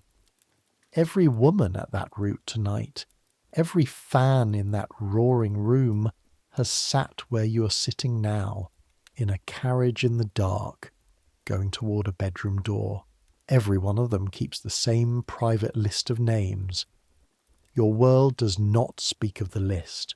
Your world puts on diamonds over it, and under your fear for Louisa, twined through it, inseparable, shameful, human, runs the other thread, the one you will not look at directly, that this exact carriage ride, is what the yellow room has been spared, that the dowager's arithmetic and the aunt's letters and Mrs. Cornwallis's situation all price the risk at 0, and the prize at everything, and the risk is not 0. The risk is Louisa, 11 months married, a month early, come if you love me. Louisa's house is in Charles Street, and you see it as the carriage turns in, lit at one upstairs window, and the fanlight, everything else dark, which is somehow worse than blazing. A house holding its breath. The door opens before the knocker falls. Inside, the hall smells of a house turned inside out at midnight.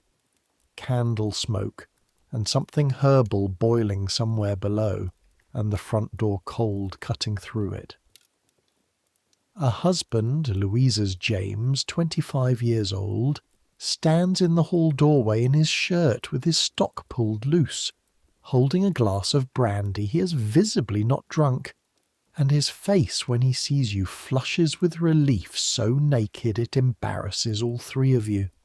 Because the men, understand, are not allowed up. This is the one door in England their writ does not pass. He will stand in this hall for the duration.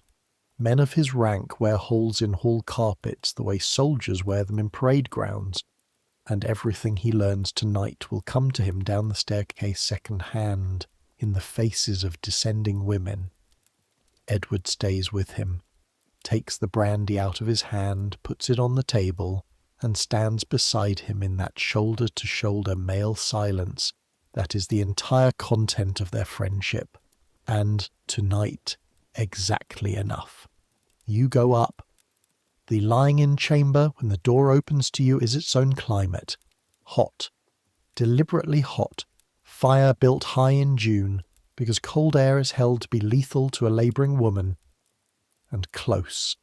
The windows shut and the very keyhole stopped with cloth, the curtains drawn against the night, and dim, a few candles only, and full. Louisa's mother is here, and her married sister, and an aunt, and Mrs. Kendrick, the midwife, with her sleeves rolled to the elbow, and a maid feeding the fire, and another with cloths.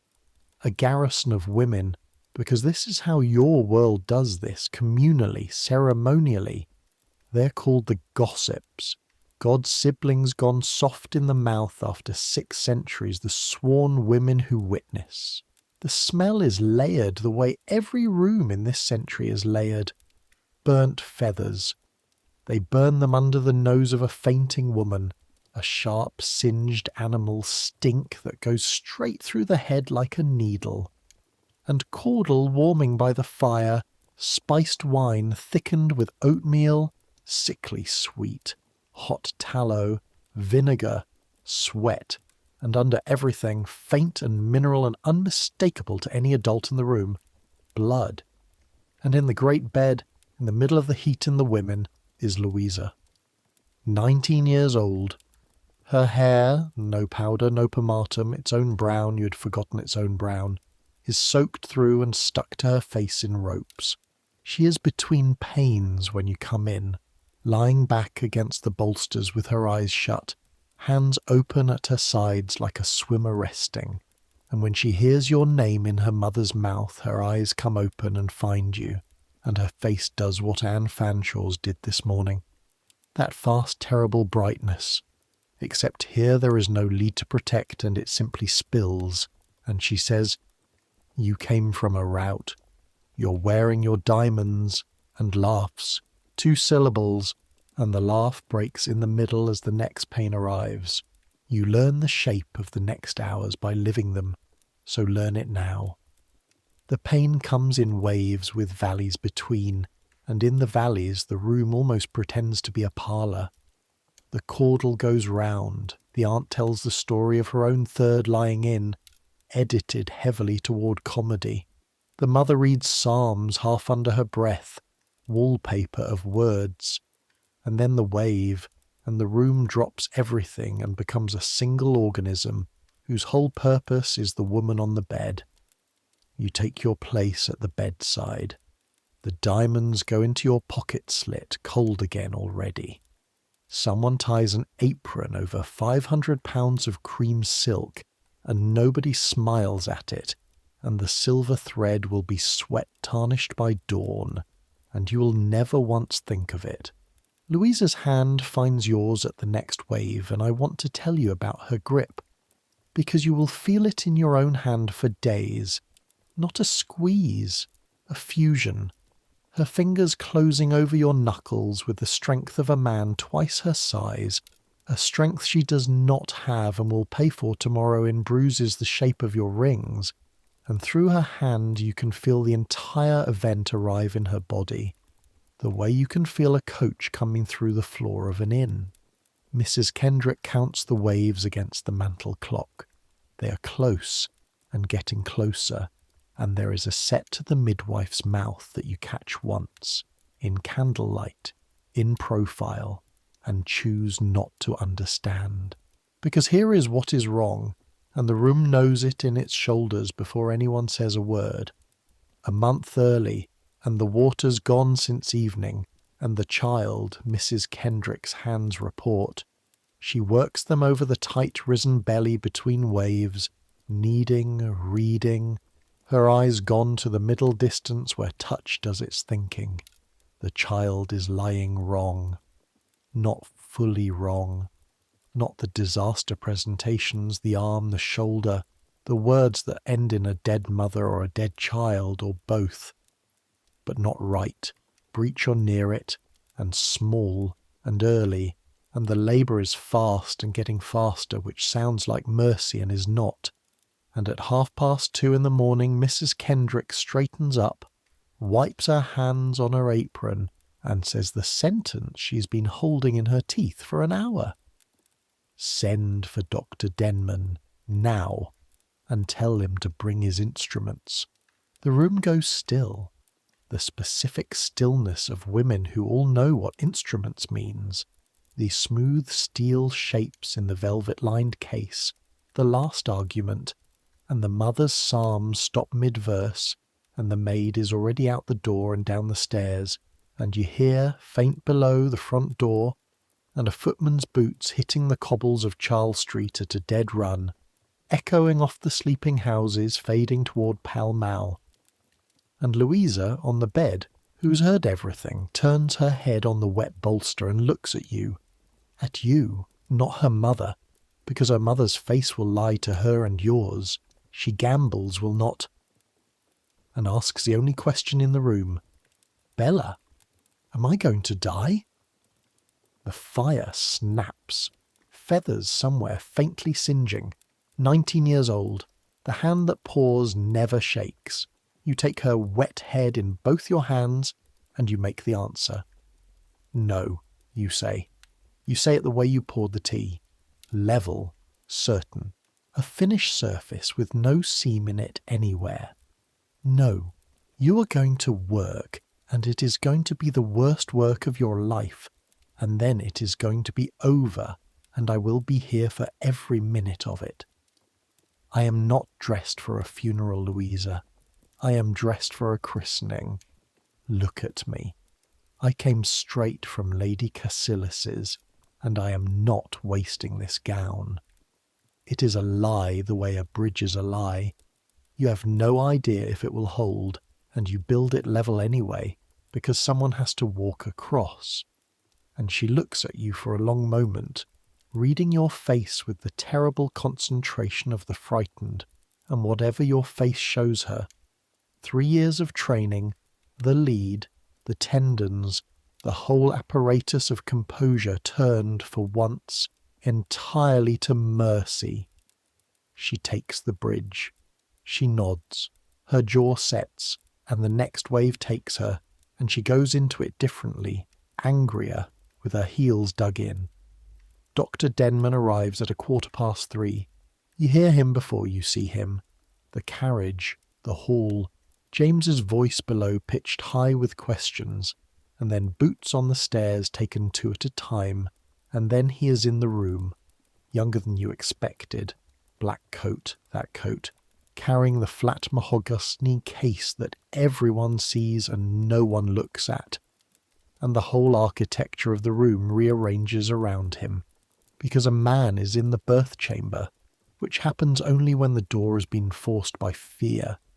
He is, give him this across the centuries, good, quick, quiet, civil to Mrs. Kendrick where half his profession would sneer at her, washing his hands at the basin. For the gentility of it, not the germs, but washing them, which by the lottery of this particular night matters more than everything in the mahogany case. He examines. The room holds its breath around his silence. The case sits on the side table, shut, and it stays shut. That is the story of the next hour and a half, told from the ending backward. The instruments stay in their velvet. What happens instead is labour. Labour of a kind the polite world has no pictures of, and I will not paint what the room would not want painted, but I will tell you what you can testify to, because you are in it to the elbows, that Mrs. Kendrick and Denman work together like a gun crew, her hands and his voice, that the child being small, which was the terror, becomes the deliverance, the one gap in the wall. That Louisa, somewhere past 4 o'clock, passes through the place where screaming stops, a silence more frightening than any sound the night has produced, and keeps working inside it, mute, savage, magnificent, her grip on your hand long since past pain into a kind of shared circulation. That the fire is fed, and the feathers burnt twice, and the caudle spills, and the mother's psalms return without the mother noticing, and that at 17 minutes before 5 by the mantel clock you will remember to your last day, into the hot, dim, reeking, heroic room, arrives, feet first, fists shut, furious, a daughter. There is a silence of perhaps 2 seconds, the oldest silence there is, the room waiting for the cry. The cry comes, thin, ragged, insulted. The sound of a very small person filing an official complaint against the entire arrangement. And it is. And you will stand by this in front of any music ever written, the finest sound the 18th century has yet produced. The room detonates, quietly. A labouring house at 5 in the morning detonates quietly, but completely. The mother weeping into her psalms, the sister laughing, the aunt saying, "I said so, I said all along," which she did not, and Mrs. Kendrick and Denman over the child in swift professional communion, and the maid already running for the stairs, because below, in the hall, 2 men who have aged a decade since midnight are standing at the foot of the staircase, looking up like men at the bottom of a well looking at daylight. And Louisa, flattened, wrung out, grey-white, alive, laughing and crying at once with no strength for either, holding out her arm, saying, give her to me," in a voice sanded down to the grain. And they give her to her. You step back to the window then, because your legs have quietly announced that they are done being architecture, and you press your forehead, lead paint, wrecked powder and all, against the cool of the shutter, and you allow yourself for the second time in 24 hours, 60 seconds with your eyes shut. Your hand throbs in the shape of another woman's grip. Somewhere behind you the aunt is already relitigating history. And you cry, finally, facing the shutter, 4 or 5 tears in total, rationed like everything else about you, for relief, for Louisa, and for the third thing, the thing with no clean name, the wanting and the dread of it now fused past separating. Because you have seen the price at last in full, itemized at 17 minutes to 5, and you have watched it paid, and the terrible truth you carry to the window is that you would still, knowing everything, smelling of this room, you would still, tomorrow, pay it. The yellow room turns over in its sleep, 2 streets away, and waits. They will not let Louisa sleep yet. There is business after the birth, women's business, and the room churns on around its calm centre for another hour. So it is past 6 when you come down the stairs, apron gone, diamond still in your pocket, wreckage from throat to hem, and find James, who has been told, who has been up, who has seen, sitting on the bottom stair like a boy, and Edward standing over him with a hand on his shoulder, and both of them incandescent with the particular helpless joy of men to whom something enormous has happened in a room they were not allowed to enter. James takes your hand in both of his and cannot make a sentence, tries 3 times, and you say, "She was braver than the entire guards, and your daughter has her opinion of the world already, and God help you both." And he laughs, and weeps, in one breath. And Edward looks at you across the hall, at the ruin of the cream silk, at whatever is in your face, and his own face does something complicated and unguarded that you have never seen at any dinner table. And he says, quietly, just for you. Home, Bella. And it is the finest sentence he has ever composed. And London, when you step out of the held breath of that house, London has turned over into morning. This is the hinge of the fashionable day that almost no one sees from your side of it. The hour when the two cities pass each other on the stairs. The sky over Charles Street is the colour of the inside of an oyster shell. The air's rinsed and cool and tastes for 1 hour only before 100,000 fires are lit, almost clean, and the working city is already at full stride around your carriage, milkwomen swinging down from the Islington roads with yokes across their shoulders and pails that have been walking since 4, a drover's boy hazing a reluctant flock through the empty square toward the markets, the first cries going up, mackerel, fresh mackerel, milk below, knives to grind, each one a small bell in the enormous quiet.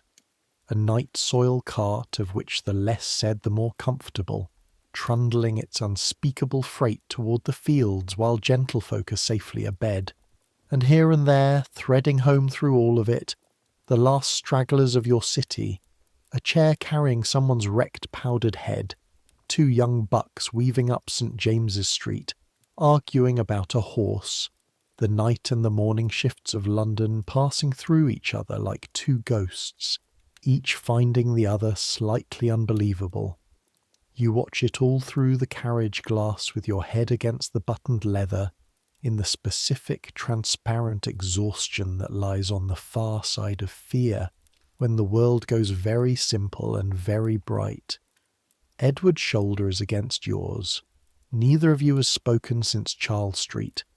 There is blood, a little, dried at your wrist where her nails went in, and you look at it the way you would look at a medal. Somewhere behind you, 19 years old, wrung grey, alive, Louisa is asleep at last with her daughter in a cradle an arm's reach away. Somewhere ahead of you, Grosvenor Square and Betty waiting up. She will have waited up, she always waits up. And the unlacing at last, the unlacing, and the first full breath since yesterday morning, drawn all the way to the floor of your lungs in the grey light, in a silence that will feel, after the rout and the roar and the room, like the inside of a bell after the ringing stops. The carriage rolls north through the waking city. The busk presses its old line against your breastbone. You made it. All 3 of you made it. Tonight, this one night in this one house, the ledger closed in life. That is not nothing. In this world, dear listener, that is the whole of everything. Betty has, of course, waited up. She opens the bedroom door before your hand reaches it. The house telegraph again, faithful even at dawn. And she takes one look at the state of you, the tarnished silver thread, the apron creases, the grey ghost of the paint, and she does not ask a single question. Because a lady's maid of 6 years' service reads a gown the way a sailor reads a sky. She says only, "Miss Louisa, my lady." She carried notes between your 2 houses all through the wedding spring. She has her own account in this, and you say, a daughter, both alive, and Betty, clergyman's daughter, says, "Thanks be to God," with her whole chest, and means every syllable, and then goes to work. And now, at last, at the wrong end of the clock, comes the unmaking. Everything that was built at 8 yesterday morning comes down in reverse order in the grey light. The pins out, she finds all 12. Not one has drawn blood. Craft. And the gown lifted away, stiff in places it should not be stiff. The pocket, heavy with warm diamonds, untied. the hoops collapsing into their nested hoops on the floor like a folding argument, the petticoat, and then Betty's fingers at the lacing of the stays, and the long hiss of the cord through the eyelets, and then, the breath. I have promised you this moment since yesterday morning, and here it is, and it is everything I said. The whalebone opens like a door, and your ribs remember their whole territory at once, and the first breath goes down and down and down, past the line where breath has stopped for 22 hours, all the way to the floor of you, and it comes back out as a sound you would be mortified to make in company. Half groan, half laugh, the sound of a body being handed back to its owner. The busk's line runs breastbone to belly, red as a lash. The channels of the boning are printed in your sides. Betty rubs the marks with her thumbs, firm and matter-of-fact, the way she does every night of your life, and you stand there in your shift with your eyes shut, swaying slightly, breathing like a landed swimmer, while the room fills with morning. The paint comes off with almond oil and a soft cloth, white and rose dissolving together into the linen, the day's face wiped away in 11 strokes, and under it in the mirror is the other face, the 22-year-old one, pale, scoured, blue-shadowed under the eyes, alive. The hair. The hair is declared dead on arrival. The powder has taken wax at the rout and worse since, and Betty pronounces in the voice of a magistrate that will be washed and redressed tomorrow entirely, a half-day undertaking, and the itch of the pomatum flares once at the thought like a cord and subsides. And then the bed. The bed the size of a small boat, sheets cool as pond water, and the curtains drawn against the risen sun, and the city outside at full morning roar exactly as it was when this began. The coal cart, the cries, the wheels, the great wheel come all the way round. You sleep until 2 in the afternoon and no one wakes you, and that too is rank. Somewhere below, 16 people keep the machine turning around your silence, and when you wake, and here the story could end, but your world has one more genre to show you, so stay under the blankets and listen. When you wake, on the tray beside the chocolate, there are 3 letters already. The first is from Louisa's mother. 4 lines, tear-blotted, incoherent with love, the word angel used twice, once for the baby and once misspelt for you. The second is from Anne Fanshawe. 1 line only, in her quick slanted hand. They say the letter was about a settlement after all. I wonder who says so. Come Thursday, there will be apricots if I have to buy a Spaniard's whole cargo. A. And you sit with that one a moment, warm, because it means the seed crystal took. The counter-story is loose in the parish and walking on its own legs now. The machine that unmakes women has been, this once, jammed with a hairpin. And the third letter is franked and sealed in grey wax, and is from the Dowager. You open it the way you open all her letters, the way sappers open ground. It is 6 lines. It notes that she has heard, already, her intelligence service shames the ministry, of the night's business in Charles Street. It observes that attending a lying in from a rout in diamonds will be called eccentric by fools and remembered by everyone else, and it closes with the sentence you will keep, physically keep, in the locked drawer with the tinctures for the rest of your life. You begin, daughter, to understand what our leisure is for. M.G. You put the letter down. You drink the chocolate. Out the window the square is performing its afternoon. Carriages, cards, calls, the whole silken machinery turning, and tonight there is a ball at the Spencers that you will plead fatigue from, and tomorrow the hair, and Thursday apricots. what our leisure is for. Lie there a moment longer, listener, in the boat-sized bed, and let the day you've just lived arrange itself into its true shape, because you have earned the accounting, and the propaganda of 3 centuries says a rich woman's day contained nothing, and you were there, and you know what it contained. It contained a body rebuilt twice by skilled labour and worn like armour for 20 hours.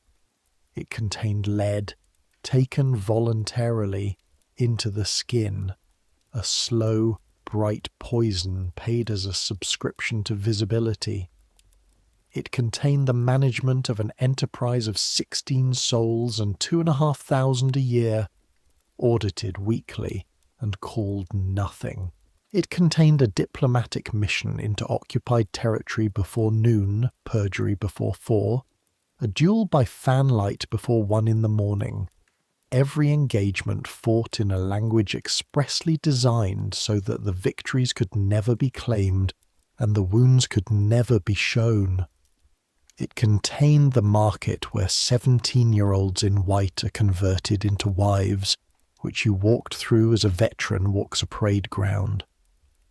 And it contained the room at the top of the stairs in Charles Street, the hot, dim, reeking room where the whole invisible economy of women pays its real balances, where the gossips gather and the men wait below, where the price of everything your world is built on comes due in the oldest currency there is, and where, this one night the ledger closed in life, none of it will be called work, not 1 hour of it. The century will file the whole day under idleness, and the prints in the shop windows will draw you at cards, and history for a long time will believe the prints. But you know, and now you know, the rich women of the 1700s spent their days holding up a world that had contrived with real ingenuity to make the holding invisible, to build its entire social architecture out of their unpaid, unnamed, unceasing labour, and then to mock them for their leisure. They ran the households that ran the fortunes. They moved the information that moved the marriages, that moved the land, that moved the kingdom.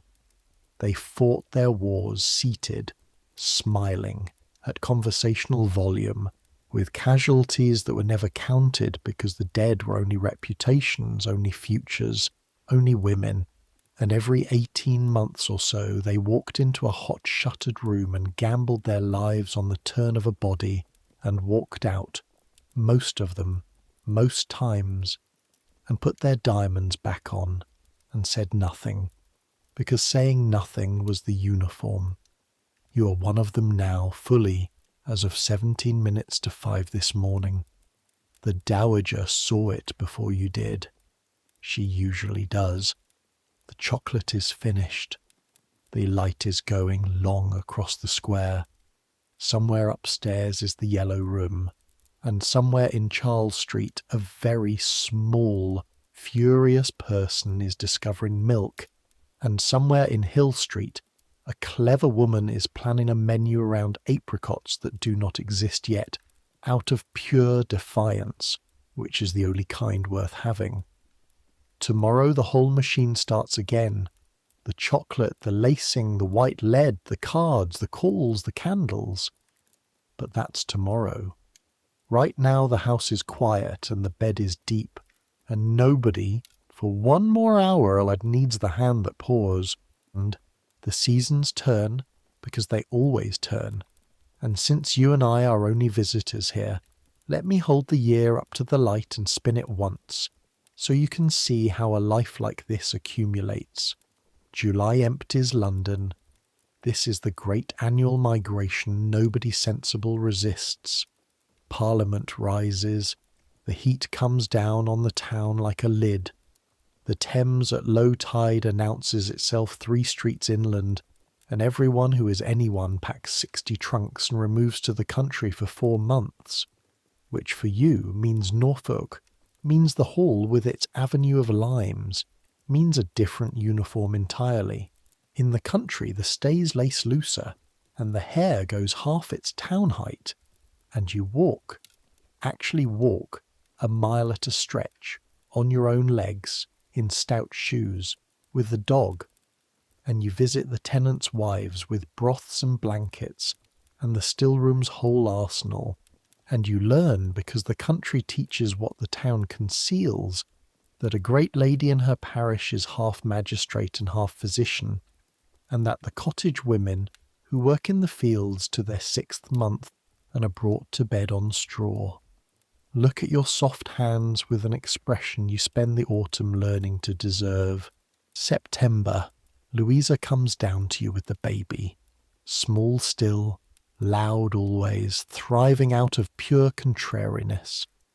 And you stand as godmother at a font in a flint church that was old when the Conqueror's men counted it, and hold the future in 4 pounds of lawn and lace while it screams magnificently at the vicar. And Louisa catches your eye over the christening water, and the two of you do not need the language of fans for what passes between you. November, the first frost, and pig killing in the village, and the smell of singeing and brine along the lanes, and long black evenings when Edward reads the newspaper aloud badly, and you win at piquet just often enough to be asked again. January, back to town for the season, the whole machine reassembling itself around you. The knocker hung on the door, the covers off the girandoles, the first cards arriving before the trunks are even up the stairs. February Anne Fanshawe, restored, received, her drawing-room requiring cues again, the whole affair of the letter now referred to, when referred to at all, as that nonsense about the settlement. History rewritten so smoothly that some of the very women who dropped her have convinced themselves they never did, and she lets them believe it, because she is clever, and files what she knows where clever women file things, away, entire, for later. March. Miss Harriet Delaval is engaged. A baron, 34, 10,000 a year, Northamptonshire. And the town says she has done very well, and you send the correct note in the correct hand, and think of a laugh pitched in tune by a dancing master, and hope, with more force than you expected, that the baron is kind. It is the only question that matters, and the only one no settlement addresses. And in April, I'll say it here quietly in the turning of the year, the way the year said it to you. In April, the creditor month does not arrive, nor in May, and by June, Dr. Ford is visiting weekly and being paid his half-guinea to say sanguine things about heir and red meat, and the dowager has sent, without one word of accompanying letter, a small parcel containing a christening cap of Brussels lace that you recognise, from the portrait over her chimney-piece, as the one that was Edward's and his father's before him. And the yellow room. The yellow room has a name now. It is being painted. You chose the paper yourself, a Chinese pattern with birds, and you stand in the doorway most evenings still. But the standing is different now. It faces the other way in time, and I will not tell you how that story ends, because this is 1764, and you know now exactly what the odds are, and so does she, and she chooses, the way they all chose, every mother in every portrait in every gallery in England, to walk into the room anyway. That is the bravery the century refused to name. Cannons got the poems. This got a locked door and a garrison of women and, if it went well, a cap of old lace. The years will do what years do. The waist will thicken, and the lacing will negotiate. The hair will climb higher through the 70s, absurdly, wonderfully higher, ships and gardens in it. You will laugh at yourself in the glass and wear it anyway. And then powder will die almost overnight in the 90s, when they tax the flower, and the young will come up in muslin with their own hair like Romans, and find your whalebone hilarious, and be certain, as the young are always certain, that they have escaped. The cerus will take its slow toll of your generation's faces and be quietly abandoned. Edward will grow deafer and fonder in the English way, the two advancing together. The dowager will die at 81, upright, mid-sentence, having outlasted 2 physicians, and leave you specifically by name, in a codicil that stuns the family and her fans, all of them 60 years of fans. You will understand the bequest immediately and completely, and you will keep them in a cabinet, and on certain evenings you will take one out and open it slowly, the way you would open a veteran's sword case, and the world will remember almost none of it. That is the last thing to say, and then we will let the house go to sleep. The letters will survive in attics, crossed and recrossed, waiting 200 years for anyone to think them worth reading. The account books in your neat trained hand will be sold by the pound for waste paper. The portraits will keep the silk and lose the woman, and the story that survives, rich women, idle, at cards, will be told by the people who never once climbed the stairs in Charles Street at midnight, never held the wet head, never poured under fire. You knew. That was always the arrangement. You would do the holding, and the holding would be invisible, and the compensation, the whole of the compensation, was that the women in the room with you knew. The garrison knew. The gossips knew. Betty knew. The dowager, God rest her iron soul, knew before any of you. And now, listener, drift in there in the dark with your modern lungs drawing their free unlaced breath. Now you know too, which makes you one of the garrison. Mind you hold the secret properly, but we've run ahead of ourselves, you and I. The years can wait.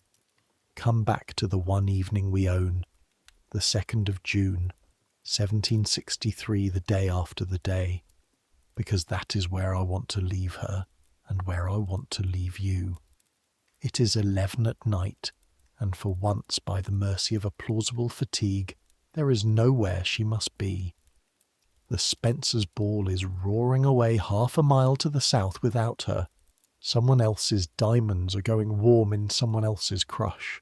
The house in Grosvenor Square has folded itself down for the night, room by room, the way great houses do, the shutters barred with their soft wooden thunder, the fires banked, the plate locked, the footman released, the whole tall machine sinking to its pilot lights.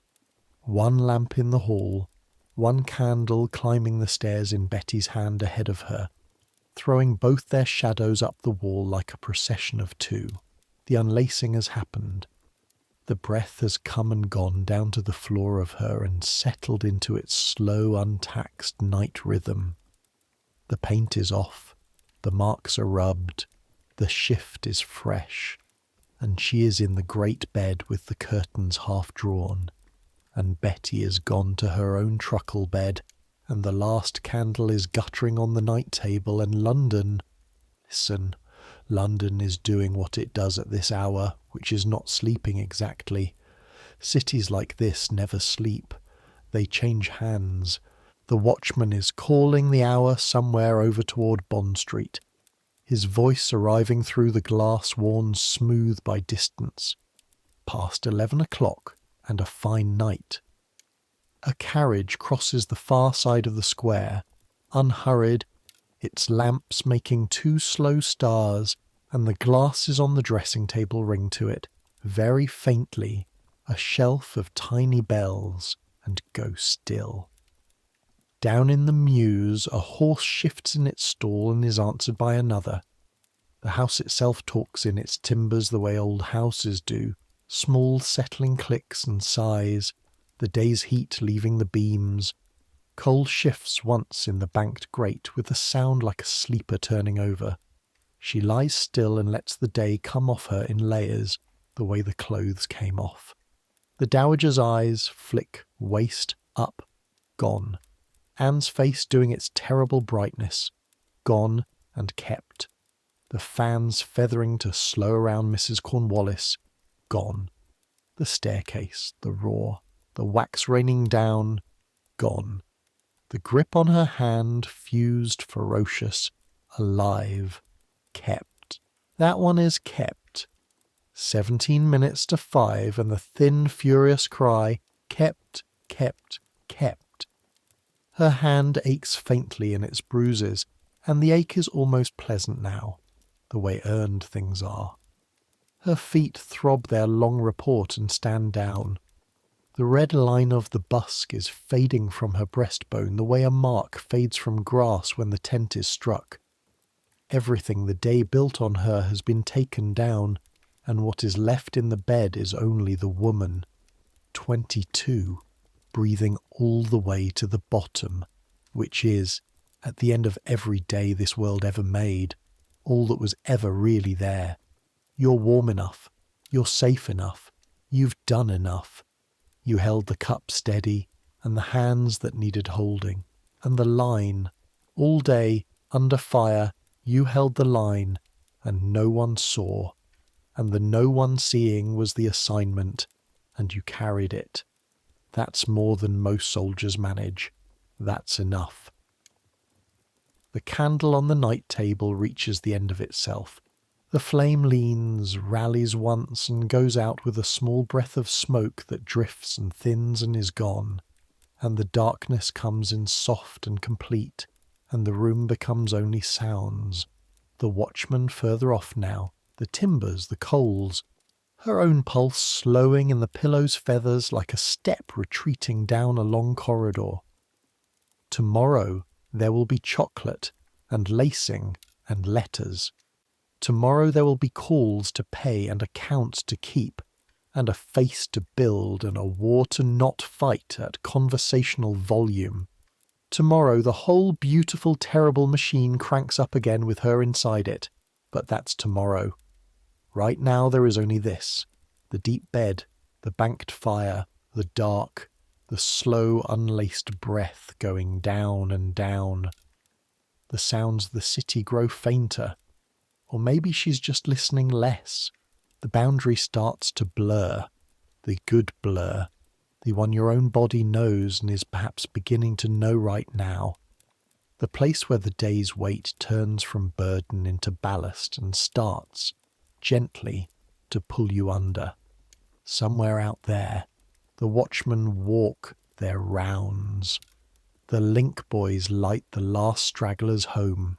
In Charles Street, a new person 8 hours old is asleep in lace, and her mother is asleep beside her, wrung and mending, and the gossips are asleep in their own houses with the night's work folded into them, and the dowager is asleep bolt upright against her bolsters like a monument that has agreed, provisionally, to close its eyes. The whole vast city, the milkwomen and the marchionesses, the watermen and the wits, the 500,000 souls stacked along their river, all of it turning together through the dark toward morning, the way it has every night, the way it will every night. Let it turn. Centuries will pass. The square she sleeps in will change beyond recognition. The whalebone will go, and the powder and the lead and the locked tea and the sedan chairs and the watchman's cry. The fevers will be named at last and beaten. The rooms upstairs will stop being lotteries. The letters will come out of the attics, and hands like yours will finally read them, and the long slander of idleness will begin, slowly, to be corrected. Women will walk to the ends of their own streets and past them and keep going. But people will still live in that city, still hold each other's hands through the frightening rooms, still build faces to meet the day and take them off at night with relief, still lie awake at the day's end, sorting what to drop and what to keep, still need, at the bottom of everything, exactly what she needs now, and exactly what you need, for the noise to soften and the weight to come off, and the breath to go all the way down. Some things don't change. The tired body doesn't change. The kept hand doesn't change.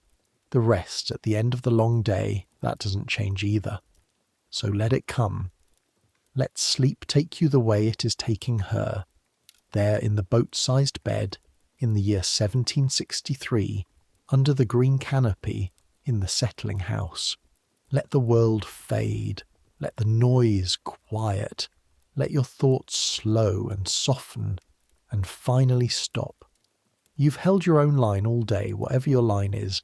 Nobody may have seen it. That was probably the assignment. It still counts. It always counted. You've earned this rest. Take it, and dream of whatever dreams may come. Good night.